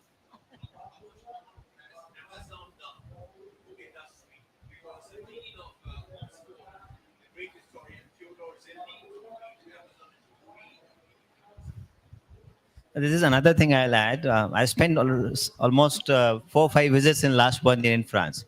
Like we go to a bookshop or a mall or something, when we buy something, at the gate you'll find candies, freebies or something. There you find books. So they also counted that they are the number of books. That is the difference of culture. हमारे यहाँ जब पैसा बचता है 5 रुपए तो toffee मिलता है साथ में. वहाँ पे जब $1 या $2 बढ़ता है वहाँ पे एक कॉमिक मिलता है, एक बुक मिलता है, and book are on the counter of the billing, not inside the almirah. So that is the difference. That's why they counted that they're the bookstores. Even if there's a shelf, which we call it bookshelf, they call it a bookstore. So of course there's a change in market, but France is a different culture. Of course they are working on soft power in a different format, and these datas and all, I'm not questioning them, but I have my own understanding about these data, so I'll not comment on it. Anupam, I'll borrow 5 minutes from the next session. 2 minutes for Anupama ji, and then Badri will, नहीं, अभी जो जैसा प्रभात जी ने कहा था कि जो reading habits है बचपन से ही डेवलप करना चाहिए, लोग बुक्स की तरफ, जो आपने कहा वो भी मैं एग्री करती हूँ, लोग लौट रहे हैं. एक एक्सपीरियंस मैं आपसे शेयर करना चाहूंगी. प्रवासी भारतीय दिवस जो अभी जनवरी में इंदौर में हुआ था, पब्लिकेशन डिवीजन ने अपना स्टॉल लगाया था. बहुत सारे एनआरआईज हमारे पास आए और उनको देखकर बहुत खुशी हुई. उनके लिए बड़ा डिलाइटफुल मोमेंट था जब इन्होंने देखा बाल भारती, जो हमारी मैगजीन 1948 से निकल रही, वो अभी भी अवेलेबल है. तो जो आप कह रहे हैं ना कि लोग बुक्स को पसंद करते हैं और उनकी मेमोरीज, चाइल्डहुड मेमोरीज में है कि हमने ये बुक पढ़ी थी और अभी भी ये बुक जो है अवेलेबल है. तो जो आप प्रिंट बुक्स के लिए कह रहे हैं, तो अभी भी उसके जो है रीडर्स हैं, और अभी भी हमने जो वर्ल्ड बुक फेयर में हजारों की संख्या में बुक्स बेची है और बुक लवर्स हमारे स्टॉल पर आए हैं. So the first thing is that all of us, while publishing in digital, are primarily publishing in print. So we are not fighting with print. Print still gives us, significant revenue, number one revenue. So if you are going to read more printed books, we'll be very happy to sell more to you. Right? We are not going to say, no, I will not publish it in print. I will publish it only electronically. And those who want to read in print, you just go to hell. That's never the idea here. But what we are seeing is that the digital offers us phenomenal additional possibilities. We are trying to reach out to all those people who are not reading it in print. We are trying to figure out all kinds of writers who would possibly write for us using digital. For a language, non-English market, the Indian language publishing particularly, digital has helped tremendously. Audio has extended it. A lot of people are now today studying in English medium, can't read Tamil, I know that, and however know how to speak and hear and listen to very well in Tamil. I have great opportunity now to publish it through the audiobook version to them. So look at it as how we are extending the market. Even AI, when we say AI, so is AI going to write books for you? Then who is going to read it? All that questions. The point that Kartika mentioned, I am under pressure. I have to come up with 5 different wrappers today because I've got to send it to print. We have used AI to come up with abstract screen versions, and then we have put out cover images, and very quickly we have printed. Under pressure, how it works in publishing. Similarly, we have never been able to come up with picture books because of the cost of the illustrations for a very not so big selling book. It's going to sell only few hundred copies. We are currently experimenting with AI, which is a well-developed program, and you can give some, as she mentioned, Abdul Kalam at the age of maybe 10 or so, near a rocket launching pad or whatever it is, and you get an illustration quickly. It's possible today to massively extend what we are doing in traditional publishing by way of using digital tools to read, to consume, to produce. And I think that is the point that we have to really take. And what I see is, even to reach out to tribals, for example, the point that, how NBT is getting into all those languages, today it is probably cheaper to distribute it in mobile because everybody has mobile, right? So I see this as a sort of positive, not necessarily junking it. I would like to add only one more thing, sir. The digital formats are not necessarily something that is really reliable at the same time. If I want to keep a copy that will survive for a fairly long time today, I can save paper which can survive for few hundred years at the least, I know. Whereas a digital tape of mid 1950s is unreadable today. The devices have changed, the tape has completely gone useless. So paper still has huge value, especially if I produce acid-free, very high quality paper. So it can be a great archival medium. Well, digital also will continue to be an interesting archival medium. I think paper still has a lot of value. It's just a question of judiciously using it in the right manner.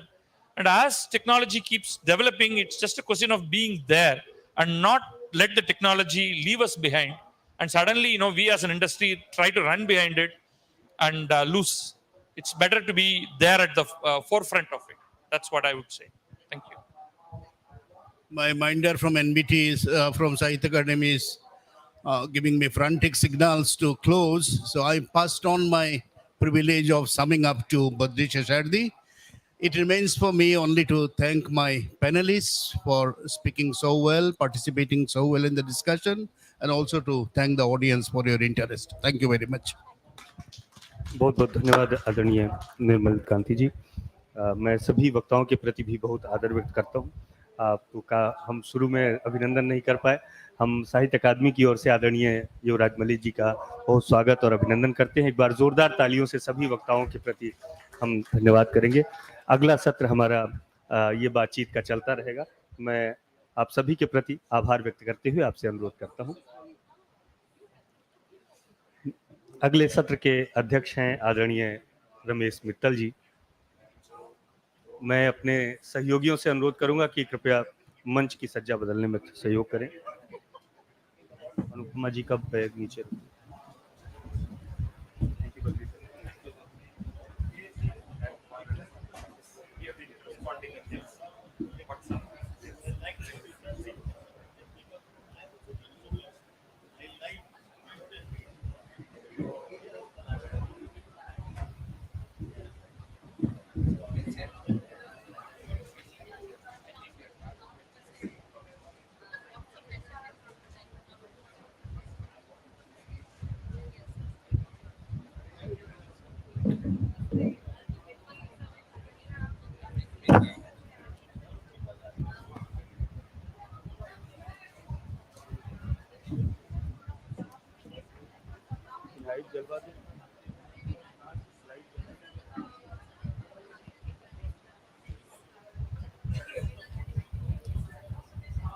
इस सत्र में हमारे बीच में वाणी प्रकाशन से Aditi Maheshwari, B book से Isha Chatterjee, SR publication से के रामकृष्ण, रचना बुक से रमन श्रेष्ठ और DC बुक से रवि DC जी वक्ता के रूप में हमारे साथ हैं।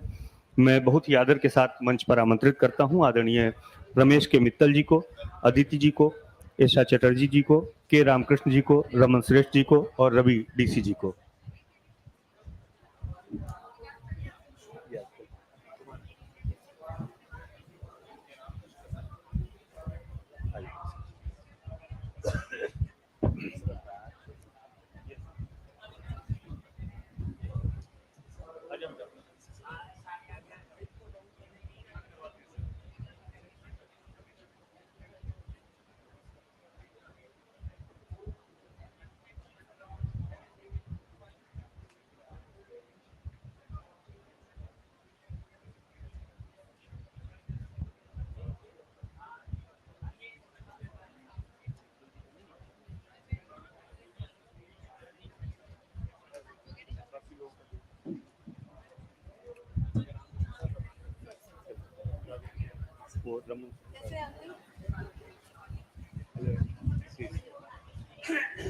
मैं बहुत ही आदर के साथ साहित्य अकादमी की ओर से अपने अतिथि वक्ताओं का स्वागत करता हूं। बहुत ही संक्षेप में सभी का परिचय करवा देता हूं। सर एक रिक्वेस्ट थी, आपको मैसेज किया था।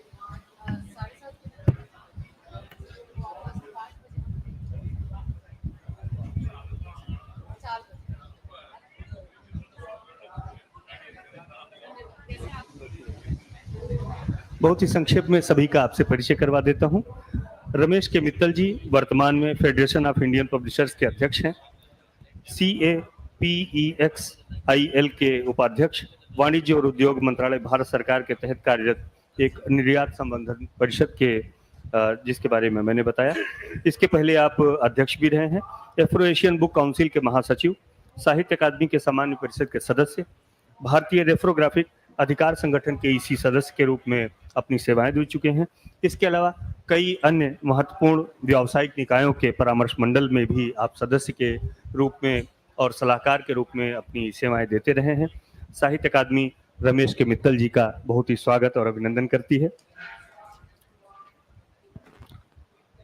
अदिति महेश्वरी गोयल वाणी प्रकाशन समूह की कार्यकारी निदेशक और वाणी फाउंडेशन की प्रबंध न्यासी हैं। आपने पाठ्यक्रम संरचना तैयार की और दिल्ली विश्वविद्यालय में प्रकाशन और संपादन को पढ़ाया है। आपने German book office, Swedish book office, Oslo literature festival, Polish book office तथा फ्रेंच बुक ऑफिस द्वारा आयोजित संपादक विनिमय कार्यक्रम में सहभागिता की है। हम अदिति महेश्वरी जी का भी अकादमी की ओर से स्वागत करते हैं। केशा चटर्जी बी बुक्स प्रकाशन गृह चलाती हैं, जो अनुवाद, कथा साहित्य, कथेतर साहित्य तथा निबंध से लेकर ग्राफिक उपन्यास और कारपोरेट कॉफी, टेबल बुक आदि पर सब कुछ प्रकाशित करती है। ये जरा बंद कर दीजिए, इससे आवाज डिस्टर्ब हो रही है। आप तीसरे सबसे बड़े बांग्ला प्रकाशन गृह पत्र भारती की प्रबंध निदेशक भी हैं और विपणन शाखा के मुख्य हैं। आप एक मुख्य पुस्तक समीक्षक, समालोचक तथा साहित्यिक आयोजनों की संचालिका हैं। आप राष्ट्रीय एवं अंतर्राष्ट्रीय सहयोग की देखभाल करती हैं और आपने विभिन्न पुस्तक मेलों में भी सहभागिता की है। हम केशा चटर्जी जी का आप अकादमी की ओर से स्वागत करते हैं। के रामकृष्ण, कप्पा गुंटू रामकृष्ण ने विश्वविद्यालय के पाठ्यक्रमों के लिए 15 पाठ्य पुस्तकों का लेखन किया है। आपकी नित्योत्सवम, आंध्र आत्मज्योति, श्री कृष्ण देवरायलु, तेलुगु अंग्रेजी शब्दकोश, ओ वायलिन कथा आदि लगभग 20 पुस्तकें प्रकाशित हैं। मनोविज्ञान पर 5 पुस्तकों के अलावा सैकड़ों लेख और पुस्तक समीक्षाएं आपकी प्रकाशित हैं। आपने लगभग 200 आध्यात्मिक लेख भी लिखे हैं। आपको NCERT का राष्ट्रीय पुरस्कार, गिदुगु राममूर्ति भाषा पुरस्कार, मातृभाषा सेवा शिरोमणि पुरस्कार जैसे अनेक अलंकरण प्राप्त हैं। अभी आप KBN कॉलेज विजयवाड़ा आंध्र प्रदेश के तेलुगु विभाग में सहायक प्राध्यापक हैं। हम श्री के रामकृष्ण जी का भी अकादमी की ओर से स्वागत करते हैं। रमन श्रेष्ठ रचना बुक्स के मालिक हैं। रचना बुक्स को आधुनिक सिक्किम की सांस्कृतिक पहचान का हिस्सा बनाने और युवाओं में पुस्तकों और कला के प्रति रुचि जगाने में आपने महत्वपूर्ण भूमिका निभाई है। आप पुस्तक विक्रेता तथा प्रकाशक के तौर पर भारत और विदेशों में कई प्रतिष्ठित साहित्यिक कार्यक्रमों में आपने वक्तव्य दिया है। आप British council international publishing fellowship वर्ष 2022 का हिस्सा रहे हैं। रचना बुक्स अंग्रेजी, नेपाली तथा नेवा भाषा में पुस्तकें प्रकाशित करती है। हम रमन श्रेष्ठ जी का भी अकादमी की ओर से स्वागत करते हैं। रवि DC जी भारत के शीर्ष 10 प्रकाशकों में शामिल हैं। DC बुक्स के मुख्य कार्यकारी अधिकारी हैं। आप current book India private limited के प्रबंध निदेशक भी हैं। उच्च शिक्षा में गुणवत्ता सुनिश्चित करने की दिशा में कार्य करने वाले न्यास DC किशा केमुई फाउंडेशन के आप सचिव, all Kerala publishers and book sellers association के अध्यक्ष हैं। आपने फेडरेशन ऑफ इंडियन पब्लिशर्स के उपाध्यक्ष, national book trust of India के परामर्श मंडल के सदस्य आदि के रूप में भी अपनी सेवाएं दी हैं। आप यूरोप, एशिया और कई अन्य जगहों पर वार्षिक अंतर्राष्ट्रीय सम्मेलनों का हिस्सा रह चुके हैं।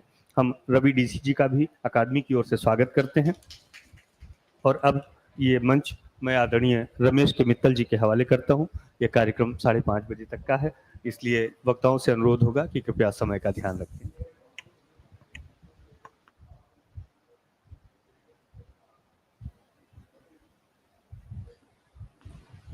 Good evening.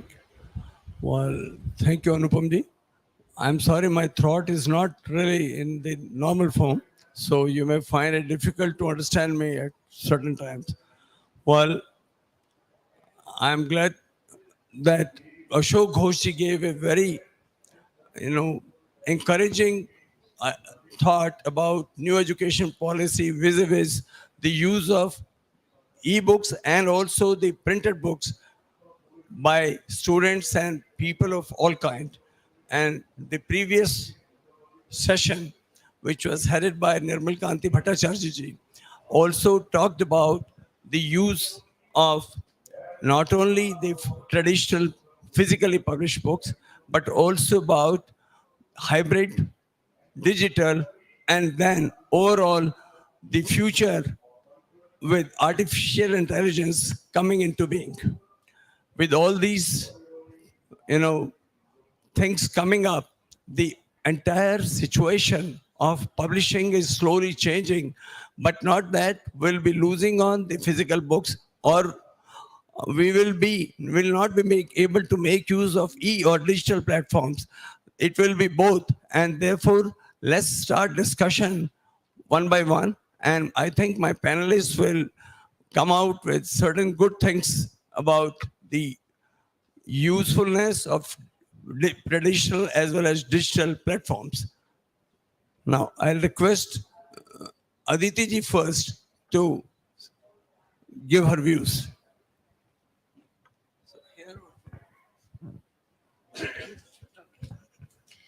Namaskar.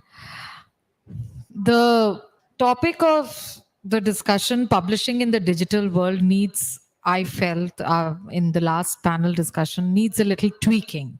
And I think our scenario of discussion would immediately become a little larger, and it would give us a better scope to discuss our ecosystems. So digital in the age of publishing, that's what I'd like to call it, because all of a sudden, we as a country of so many languages and so many publishing ecosystems, most of them are here on the stage. The bigwigs and the people who have done tremendous amount of amazing work since generations are here with us. And therefore, digital will be a part of the larger superset, and how would it change the future? How would it change our way of looking at books altogether? So first of all, the epistemology and ontology of working around the concept of book is very clear, that it's just not what is printed on the paper. It is a conceptual understanding and a knowledgeable idea that can be sufficiently self-reliant between a binding. That is a book. Now, it can be in any format. It can be audio, it can be digital, it can be hybrid, it can be a printed book, it can be a handwritten book, etc., etc.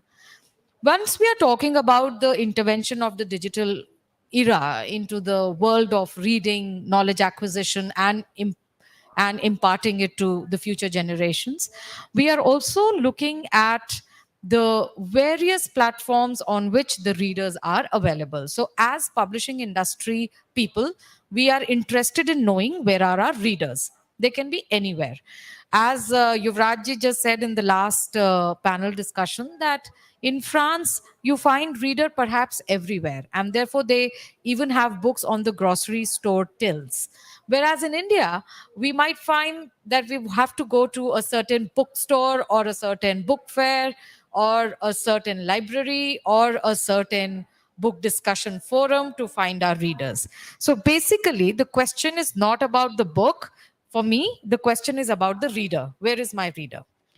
To look out for this reader, we are constantly making advertisements, making projections about the book, making creative materials about the book, making discussions happen with the press about the book and the author to reach out to our readers.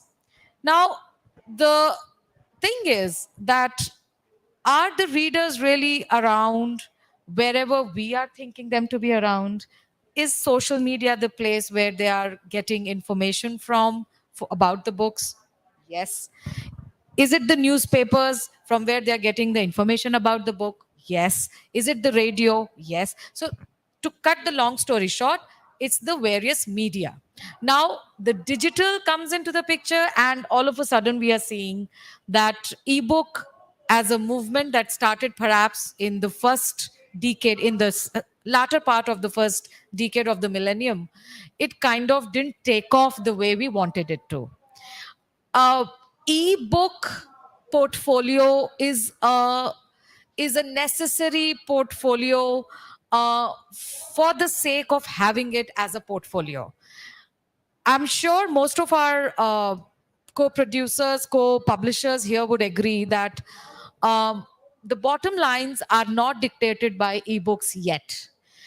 It is a portfolio that needs to be there in a publishing house because our readers are reading, but it's not contributing to our bottom lines or to our sales figures in a significant way yet. It's been about 1.5 decade already into the ebook era.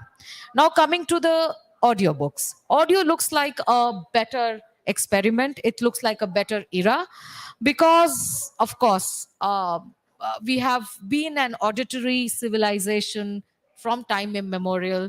Our vachak parampara or our oral way of passing down information and knowledge has been our basic instinct, and audio is here to stay, not only because we find it easy to access, but also because the diaspora is also very interested in acquiring their mother tongue through the auditory format.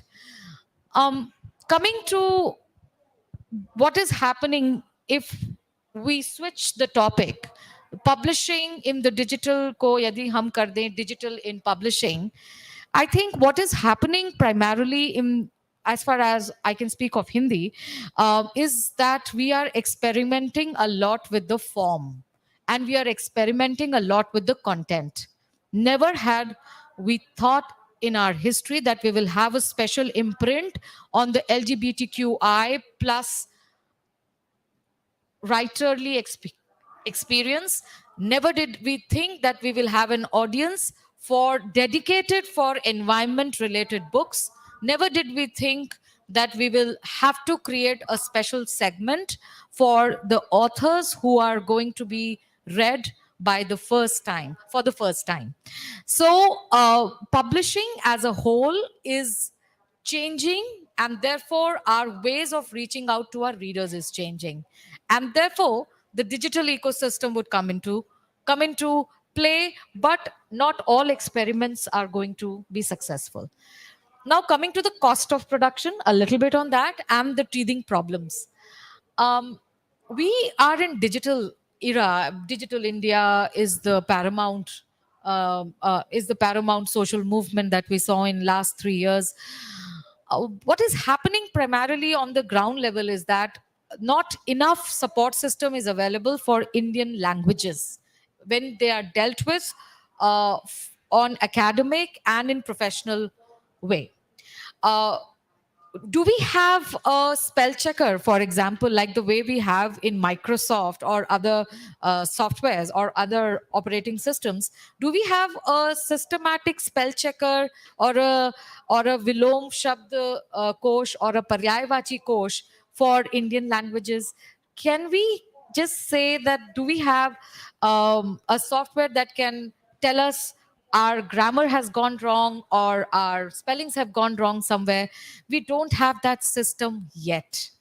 Number two, our keyboards are still a struggle. For example, in Hindi, the phonetic keyboards and the Remington keyboards are still a problem as far as our compositors are concerned. These are basic teething problems that nobody is talking about yet. We're talking about multi-trillion economy, multi-billion dollar economy, but we're not talking about these basic problems that are faced by the people who are going to create this economy, this knowledge economy.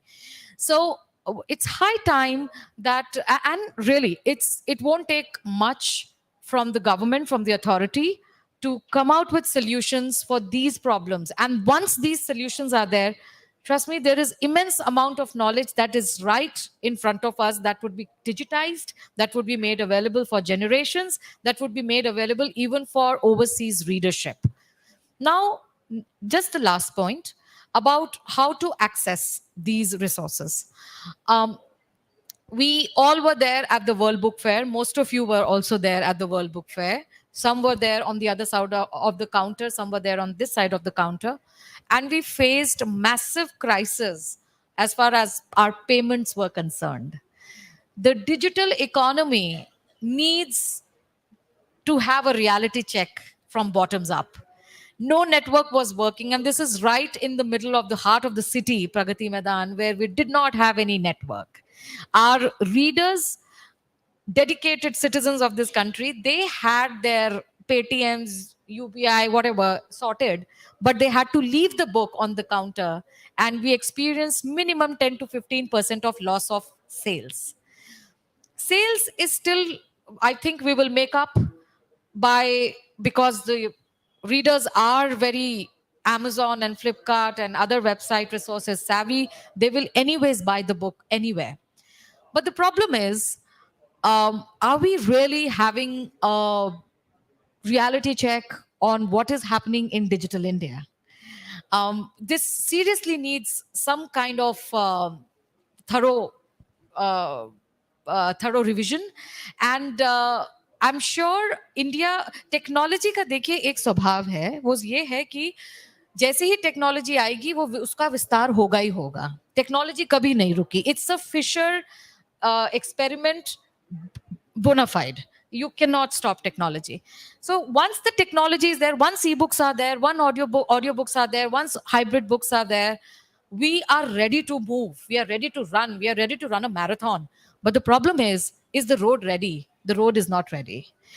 And as I say this, by the way, first 3 books from my editorial team that has created book jacket from ChatGPT design has already gone to press. So this is the reality check for us, and that's how we are moving in future. Thank you. Thank you, Aditya ji. Thank you for bringing up the fact that India has been a place with oral story traditions, and so therefore audiobooks are going to stay in any case. And thanks also for bringing before the audience the technical issues that come across in creating, contents in Indian languages. And then, of course, the payment issues that were noticed in the book fair. All those things were noticed by us, all of us. And yes, Government of India, by the way, Ministry of Information Technology is currently working on languages, Indian languages, and discussions, and I would say, are going on in this area. And perhaps they will come out with solutions in a couple of years' time. That's what I know about it. Thank you. Now, I'll request Mr. Ravi Dishi to give his opinion. Thank you, sir. I guess the first ebook which was experimented in 2000, The Bullet by Stephen King, that did about 165,000 copies as a curiosity. But ever since, it's been 23 years, during the COVID, the ebook area has increased, the sales has increased, and post the COVID, I mean, like the 2 years, it has come flat or it has gone negative actually. So we don't know much about what's happening. Probably with we as an immigrants, actually, the numbers will be low actually compared to the natives, which is going to be the next generation. So, so far, I think we have also faced the same thing. I mean, during the COVID, we had 65,000 people logging in on a single day when we announced free ebooks on March 23rd of 2020. When we announced anybody can download one ebook free on March 23rd, we had 65,000 people downloading, 65,000 people getting into a thing, and more than 1 lakh of numbers has been downloaded actually on a particular day. But that continued in a systematic way. I mean, like, pretty consistent in terms of numbers. We have reduced the book price. If the book was 500 or 1,000 rupees, we have reduced ebook as 100 rupees. And we did reasonably well in terms of keeping the reading live. But as Aditi said, I think the bottom line was really bad actually. That was not enough to sustain us financially during that time. But immediately when the whole thing opened up, that again the numbers went down actually. Numbers went down means drastically down from probably about a few thousand a day into a few hundreds a day into finally into 50, 60 books a day actually. And that was a trend. And now it has picked up actually a bit to more than 100, So this was seen as an alternative during the COVID period. I mean, when you talk about 165,000 books doing of Riding the Bullet, and 2002 when it came as a print, it didn't affect the print, and print did pretty well with Stephen King's book, actually. So I think print is here to stay at least for another 15, 20 years, actually. But the basic issue with the publishing in the digital era is actually, it's also the post-COVID, the production related issues in any area, actually, be it the manufacturing or be it in printing. We were buying paper from Sweden on a bulk basis on every 2 months, like 150 tons or 100 tons. What had happened was actually in 2020, we bought it at $650 for paper. Then in 2022, December or in October, we bought it for $1,095 per ton, actually. So it's almost double. Yeah. Again, it increases, actually. So like Kartika said about the paper when you started your conversation, I think that's a challenge, actually. I mean, the challenge is there's no control on the prices of paper and a lot of raw materials. Actually, that could spell the disaster probably of people buying more print books. I mean, I don't think otherwise. I don't see any issue in terms of digital being actually a threat to the publishing as such. Another thing, I mean, I've seen with the audiobook is we set up, I mean, we did more than 1,000 books, actually. We did more than 10,000 or 12,000 hours of audiobook, actually, with our own studio during the COVID time. And that had a lot of listeners, actually, during that time. And it still continues to have a decent number of listeners, minus what you said about the Storytel went bust a bit, actually. And now it's slowly recouping, actually, because of the Ukraine-Russian war, actually, because 60% of the market being Russia, actually, was a major issue. But I've seen one thing with the audio is audio has actually improved our print sales. Because audio immediately relates to buying a book, unlike E. The moment you have E, actually, a part of your sales dip, actually, but thank God, I mean, E is not in a major thing now, but it's not as a replacement for the thing, but audio has played a real big role, actually. I mean, we have seen about 15 to 20% growth in the books, which has been in audio and which has been doing well, actually. So audio, in a way, actually has been doing good for our print books.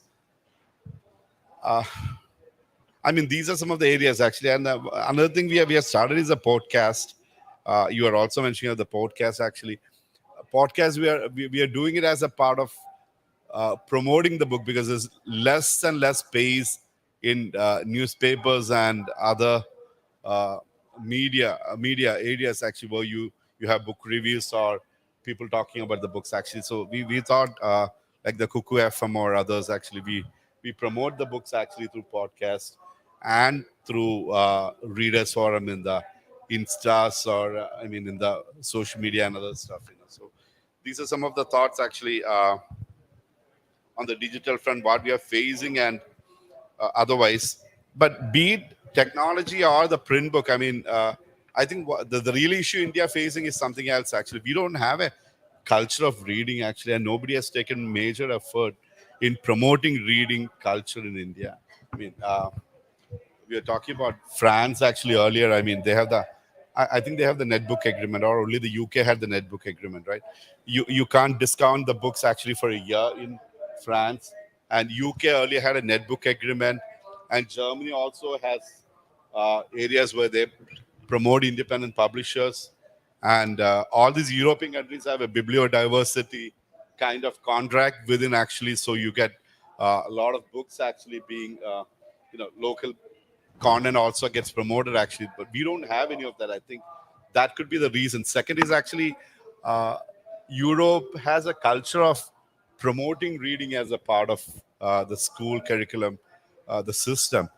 And I doubt, I think, whether we do any such things, actually, other than at times call it one of the hours in the school called a literary hour, actually. But we really don't have an hour thing. I mean, I've mentioned a lot of times actually earlier. I mean, I did a couple of years of my schooling outside. So in the 12th grade, actually, I was given about 10 or 12 books actually by James Fenimore Cooper when I went to US for my studies. Actually, the same year I was given 10 books by James Fenimore Cooper actually, Last of the Mohicans and other books, and they asked me to read in a semester's time. So that's a part of. I mean, probably the US kids, the kids in US actually they started the reading from kindergarten, and by the time they reached 12, actually they were competent enough to read at least about 10 or 12 books a year.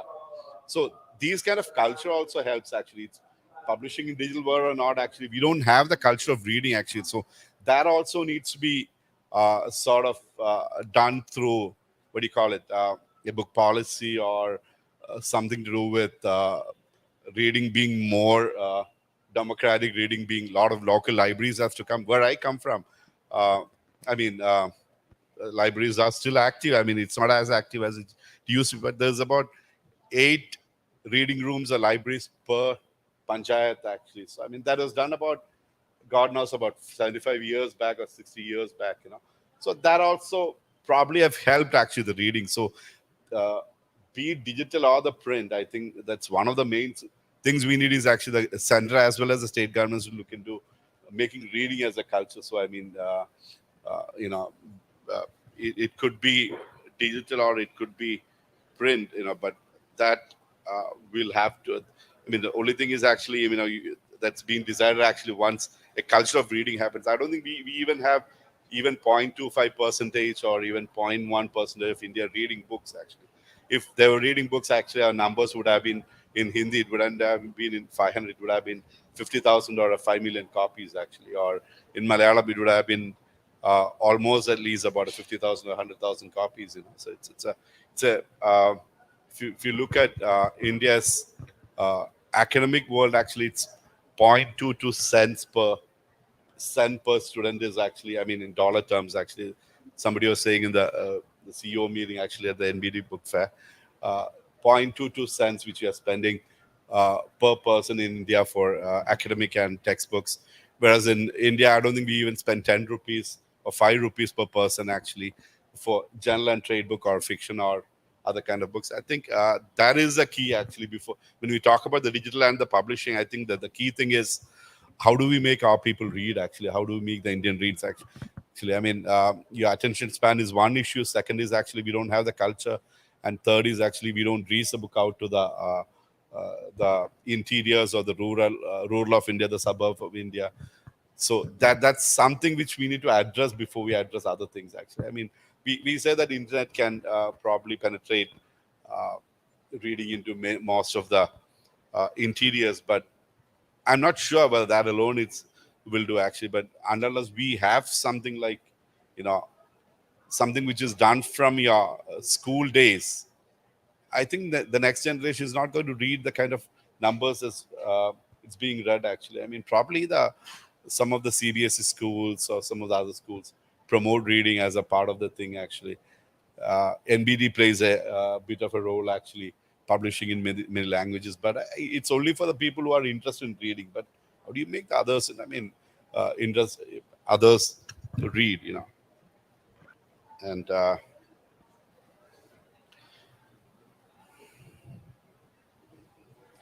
on the other, on the other thing actually is, one of the foundations I'm part of actually, we do a literature festival, and last literature festival, Bilish, you were there actually. We had 500,000 people actually for the literature festival. So the culture of, if you have a culture of reading, then probably that's where you can nurture the reading further. So that's the whole of the city where the Lit Fest actually, maybe unlike this part of the world actually, over there actually the entire city was celebrating the literature. Even the people, the auto rickshaws were carrying stickers at their own cost, actually putting the literature festival as a thing. So these are all part of the things we need to do actually within the thing. The government has to take the initiative. The government has to make the people understand what the reading is all about. These are my thoughts actually. I'm sorry, I've been really erratic in saying that. Thank you, Ravi. You see, as far as I know that we have also been talking from Federation also, we have been talking about developing reading culture among children. The other day we met, I mean say some of us met even the CEO of, Sunset TV. And I just asked, well, can you set up a program whereby, students from different classes come and read certain books so that others get encouraged. And so the reading starts, something like that. So we also do. By the way, in this budget, Government of India has announced National Digital Library of India for children. So let us see what turns out, and there'll be certainly be something coming up with more number of libraries, and perhaps with the digital library and say panchayat level libraries, if they come up throughout India, there'll be perhaps more development towards reading. And yes, like as you said, digital platforms can also be used as a promotional platform for selling physical books, like say audiobooks and even podcasts have helped a lot in selling physical books. So this is another area that needs to be taken into consideration. Now I'll request Mr. Ramakrishnan to please come up with his views. Yeah, you have to. I know. Please. I call you. So sorry. Right. She's leaving because she has to catch a flight today. My apologies.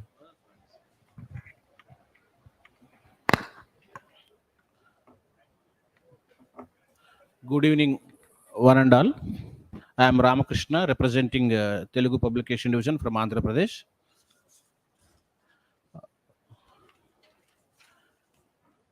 Digital publication or digital twin of reading material, be it for information and entertainment in a digital format. Here, the major problem is to classify the concept of digital printing or digital era. In particular, regarding Telugu language, publishers are not in a position to adopt the digitalization, and they are not in a position to accept it also. Around 200 publishers are there in Telugu, and nearly 8 crores readership is there. Another problem in Telugu publication is the script of Telugu.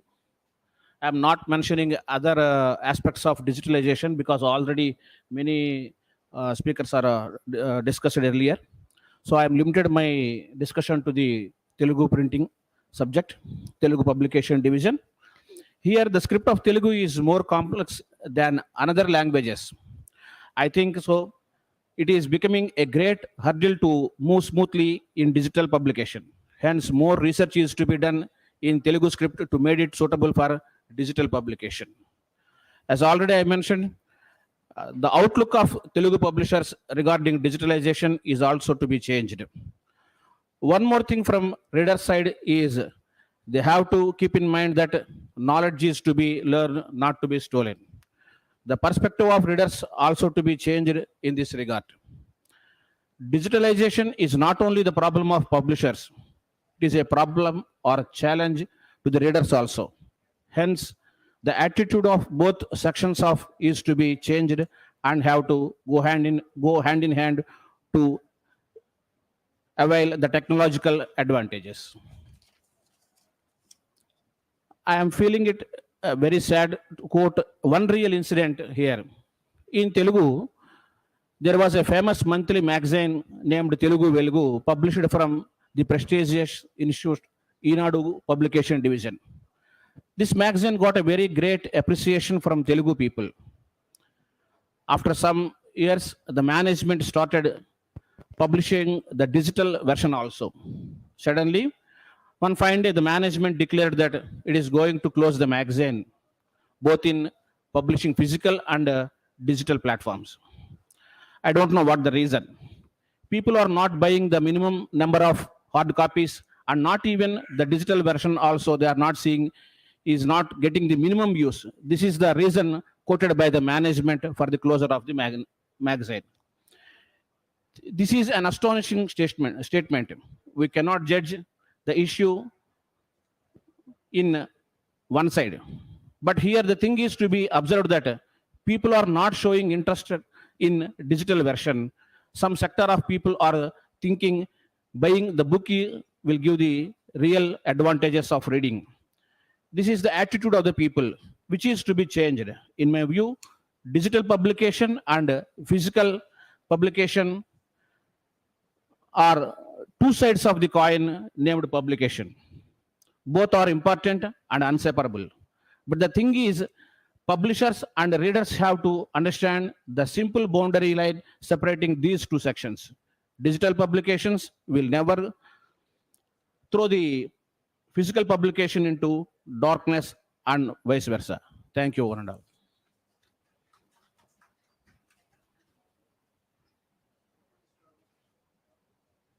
Thank you, Mr. Ramakrishna. While digital as well as physical both have to stay, and readers and publishers have to fight as far as the, especially the fonts and the characters are concerned with different languages. It is always an issue. It is still an issue. And slowly the technologists are trying to resolve, like Mr. Badri said in the previous session, our friends are trying to resolve these issues and will find ways, surely. Right. Now, I'll request Mr. Ramanji to please give his opinion on this.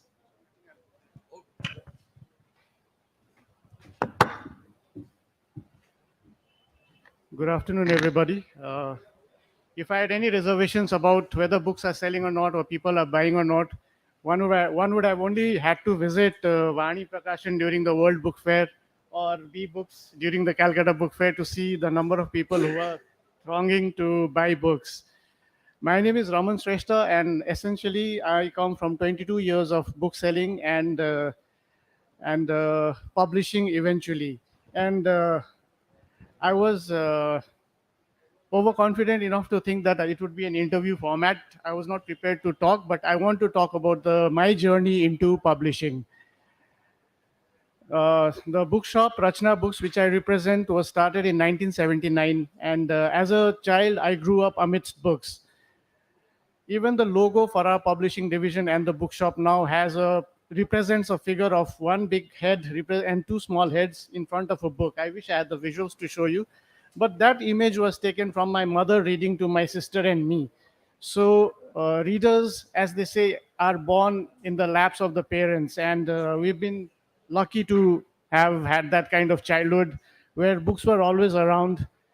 And after several years of very successfully running this bookstore, I was still a kid, but there came a time when cable TV invaded our homes. And VCRs and videotapes invaded our homes, just like the way we are discussing now about how digital world is kind of coming into our reading space. So one fine day, our bookshop closed quietly. In the meantime, my journey as a student took me places, and I finished my education. I tried working in the corporate world for a short while, read a few books which tipped me over. I quit after 15 months in the industry, and my soul searching brought me back to reopening the bookshop, Rachna Books, which I did right from the scratch. And I was just telling Rameshji earlier today, because of the brand value or the recognition that Rachna Books already had back in the day, it was like book trade. It was not even a fancy publishing industry as it is called now. People recognize Rachna Books as a name, and a lot of the elders during that time in the trade recognized the name, and it was easier for me to ease my way into the industry and to start selling books. Books led to events because there was this space, the bookshop, which had a lot of open space. There were artists, there were creative people who wanted to share their stuff, and bookshops always go beyond just selling books, and that's what I believed in. That's why we started doing events, and that's where our idea of sharing knowledge, ideas, art from books into the performing fields spilled over, and our bookshop events started. In the meantime, one thing was happening. I felt that there were not enough books and publications and platforms where publishing was happening, representing writings and stories from our world coming out. And that kind of pushed me into, quite accidentally, into the world of publishing. And I knew nothing about it. I just knew I was selling books all my life, but this is, again, I realized encountered, it's a completely new field. But what was happening was books on our region, our cultures were being published. Researchers were coming for and staying for months, researching on our land, our people, our stories. And these books would go back to their university presses and their publishing houses abroad and get these books published. In the process, the books on our people were not only unaffordable but inaccessible to the people on whom these researches and stories were being written. And that's where I saw my space, in this space of so many publishing houses already staying geographically right in the margins of the country, to step into publishing. So we published a couple of highly academic books, a book of poems, 2 novels. I don't have too many books under my belt, but it's a small place, and we are a very small independent publishing house. And during one of these sessions, the moderator asked me, how do you sell your books? How do you deliver the numbers? Well, with 6 books, 2 already in their 3rd reprint, even though if the number is small, 1 novel which has been shortlisted for the JCB Prize 2022, the other book which has come to us, which has been a winner of the Tata Lit Live Award. I think our authors are more than happy that we are giving that personal attention to these books and trying to reach them as far as we can, trying to sell the translation rights and things like that. So that's how the journey of, you have to go back to why do you want to publish and which space are you trying to use? What are you trying to do with a publishing house? What's the reason behind you wanting to do books? And for me, it has been an extremely personal experience, as much as it has been about the way I sell books, the way I curate my collection. So I don't know. I feel that the discussion keeps going around about we need to have more readers. We need to have more readers. There are people who have dedicated their lives to bring great books to you. And those are the kind of people I represent. These spaces are there. You have to go and own up these spaces. You have to own it for your own. Bring your kids there. It's not just about buying a book online because it's deep discounted, but it's more about involvement, about meeting other authors and other writers and other readers and having discussions. And one day cable TV came in, now this is coming in. I think we are all growing side by side. As a publisher, as a bookseller, the digital world is also evolving, and so are we. So I think beyond that, I really don't have much to share. I'm sorry, but this is my story. Thank you.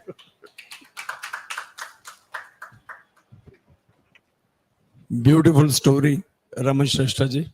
And when I was introduced to him today, I was told that he's a bookseller with a difference. And there he proves, right?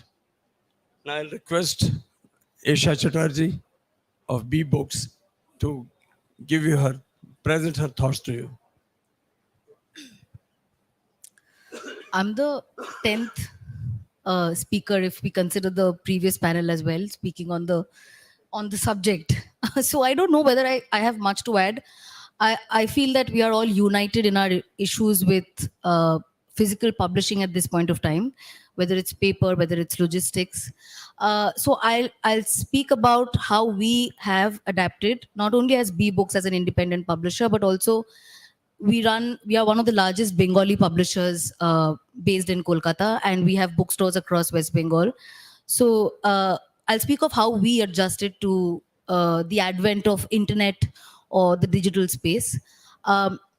I won't speak about ebooks because we are not even in the space of ebooks when it comes to Bangla. Bangla is not a font that's still supported by the Kindle, and whatever little is happening in the EPUB space, it accounts for not even 1% of sales for any publisher of Bengali or any publisher who even publishes remotely in Bangla. Both in India, as well as I'm going to consider Bangladesh because it's an entire country speaking Bengali as a language. So even for them, it doesn't account for anything. We've seen, as Raviji said, that podcasts and audiobooks have played a major role when it comes to selling of books. So in this space, I'd like to say something. My dad was once speaking about it. He said that, when I was young and magazines came up, when my dad was young, there was a threat to physical books because people were reading shorter stories in magazines and it was an easier read. So we started looking at the internet in a way where we look at each of these social media platforms or each of these platforms as a medium of not only promotions, but building communities of reading. Like Aditi mentioned, that it doesn't matter whether we are publishing a story in the format of a book or in the format of a YouTube story or on Spotify.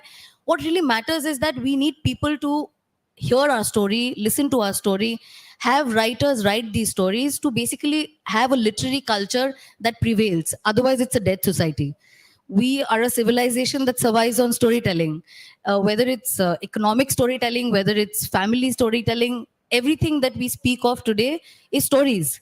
So I don't think at any point of time stories will go out of existence. Possibly the formats will change.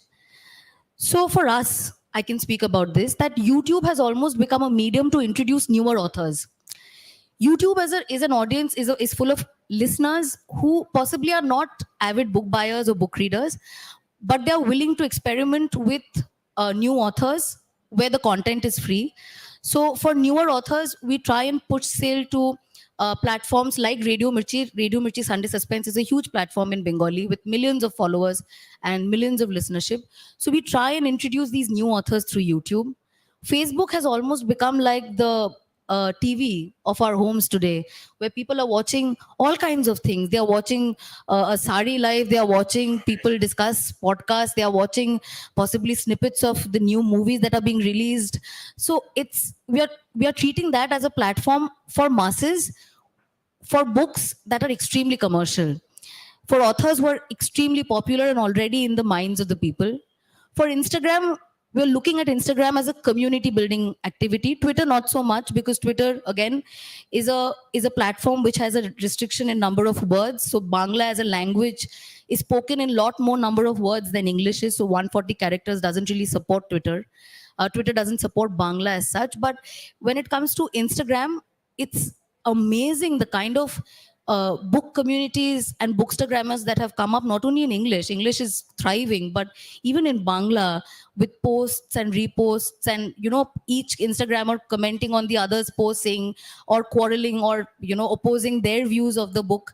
So the idea is for us to make noise regarding a particular release. Not all books obviously come up with that noise or are not part of the discussion, but I feel that's something that we are looking at, and we're trying to use the digital space in that way. The second thing that I look at is AI. I just hope that, over the next 2 years, 3 years, Kartika mentioned 5, 10, I don't think it's going to take that long. I feel over the next 2-3 years, it's going to develop in a way where I feel internet in general, I feel is a more democratic setup than the reality that we live in. And I think AI will make it even more democratic. Why I say so is that I feel translations will become a huge boon if AI is properly developed and Indian languages are a part of it. Because there's so much of hindrance when it comes to translators at this point. I agree that there needs to be more skill development. I agree that there needs to be more people translating from European languages and other Indian languages into the language that I belong to. But till that happens, we barely get books that are being written. We barely get books translated directly, even in languages written in Indian languages, whether it's Tamil, Telugu, Malayalam. We don't find great translators who are doing great job when it comes to translating the book. Or it's English which has become a bridge language, and it's English which has almost gone up in the hierarchy of languages. And most of the conversations are around this, that why are people only speaking in English, and why are people only reading in English, whereas Indian languages are getting a hit. I feel possibly AI could, resolve that issue. And yeah, like I mentioned, I think for physical books, the issue of printing and logistics already always existed. Of course, with the new taxation and the paper prices going up, our feeling is that there possibly will be an alternative to paper as a print medium, but I don't know whether Kindle or audiobooks will be able to replace a physical book, because I also feel like even a cell phone or or mobile for that matter, or a Kindle is very physical in itself. I mean, it's not yet that virtual. Maybe the medium that we're reading it is virtual, but and also I don't think that in the interiors of Bengal where we operate, where we distribute books, internet has reached that kind of a level. It's a very urban conversation when we are talking about digital India. It's a very urban conversation when we are talking about people reading, on Kindle or listening to podcasts. It's still very tier A kind of a discussion. It doesn't exist in tier 2, tier 3 cities. But the idea is, as a publisher, we are looking at whatever changes are coming in, we are analyzing all of them, and we are trying to keep up with the pace of the changing market. The trouble is that with internet, people's likings and people's reading habits are changing faster than ever, like the internet in itself. So we have to keep up with that. We have to keep up with newer technologies. Of course, if it comes to adapting to podcasts and YouTube, we need to have if not a studio space of our own, but we need to hire studios. We need to invest money into building better EPUBs. So that's an investment that we are considering, because we feel that to be relevant, one needs to be up with technology. Like Aditi mentioned, that it's something that's but obvious, that's going to happen. We can't sit at home and say that I'm going to diss technology and I'm going to only promote reading of physical books.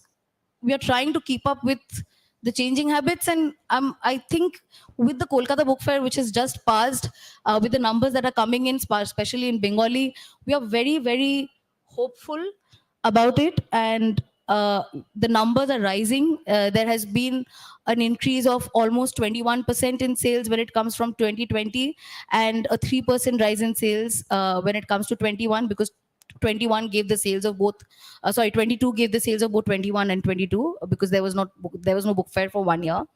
So the graph is increasing, the sales are increasing. And one more thing I think I need to mention is, because Kartika is here, that Pratilipi has played a very, very important role in the Bengali market, at least I can speak of.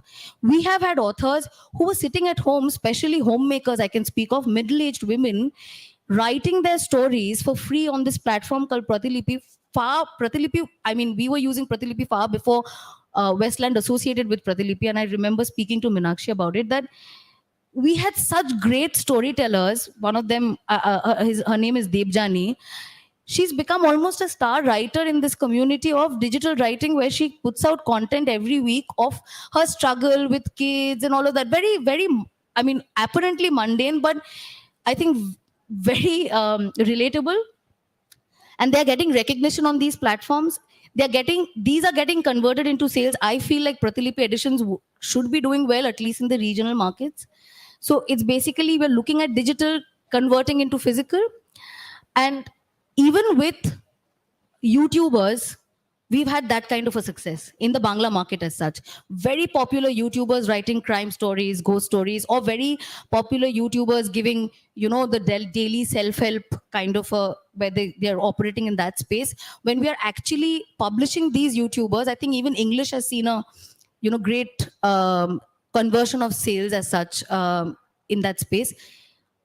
Even in Bangla, the sales have gone up a lot. So in every possible way, I think I'm very hopeful when it comes to the digital space. And if we can keep adapting to it, I think the sales, at least I can only speak for ourselves, should be consistent.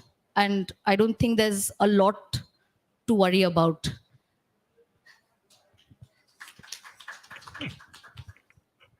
Thank you, Isha. Basically, digital platforms are rather being used to promote physical books, and more physical books are selling as compared to the digital ones. So that's the whole idea that comes from Isha. Now, may I request the audience to come up with any questions if they have?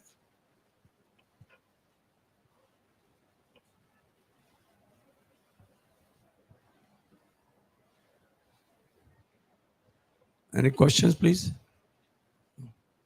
So, with this, I must say finally that conclusion is, be it, cable TV or television, cable TV, followed by digital presence of different media, physical books are here to stay, and physical books are going to stay in the future as well.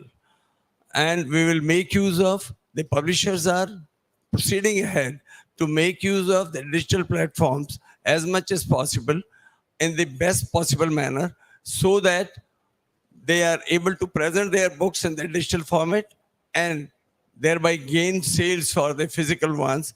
Of course, reading culture has to be developed in India so that more and more books sell in the long run.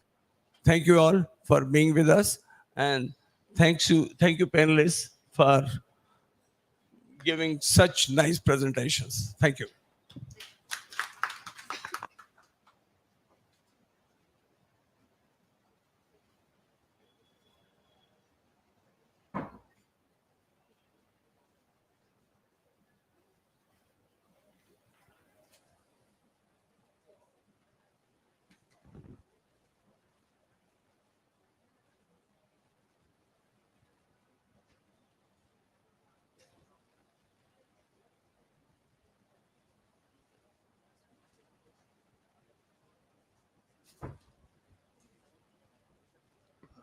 बहुत बहुत धन्यवाद आदरणीय रमेश मित्तल जी और हमारे सभी वक्तागण। मैं साहित्य अकादमी की ओर से आप सभी के प्रति हृदय से आभार व्यक्त करता हूं और आप सबके प्रति आपने बड़े ही धैर्य के साथ सबको सुना। नमस्कार, धन्यवाद।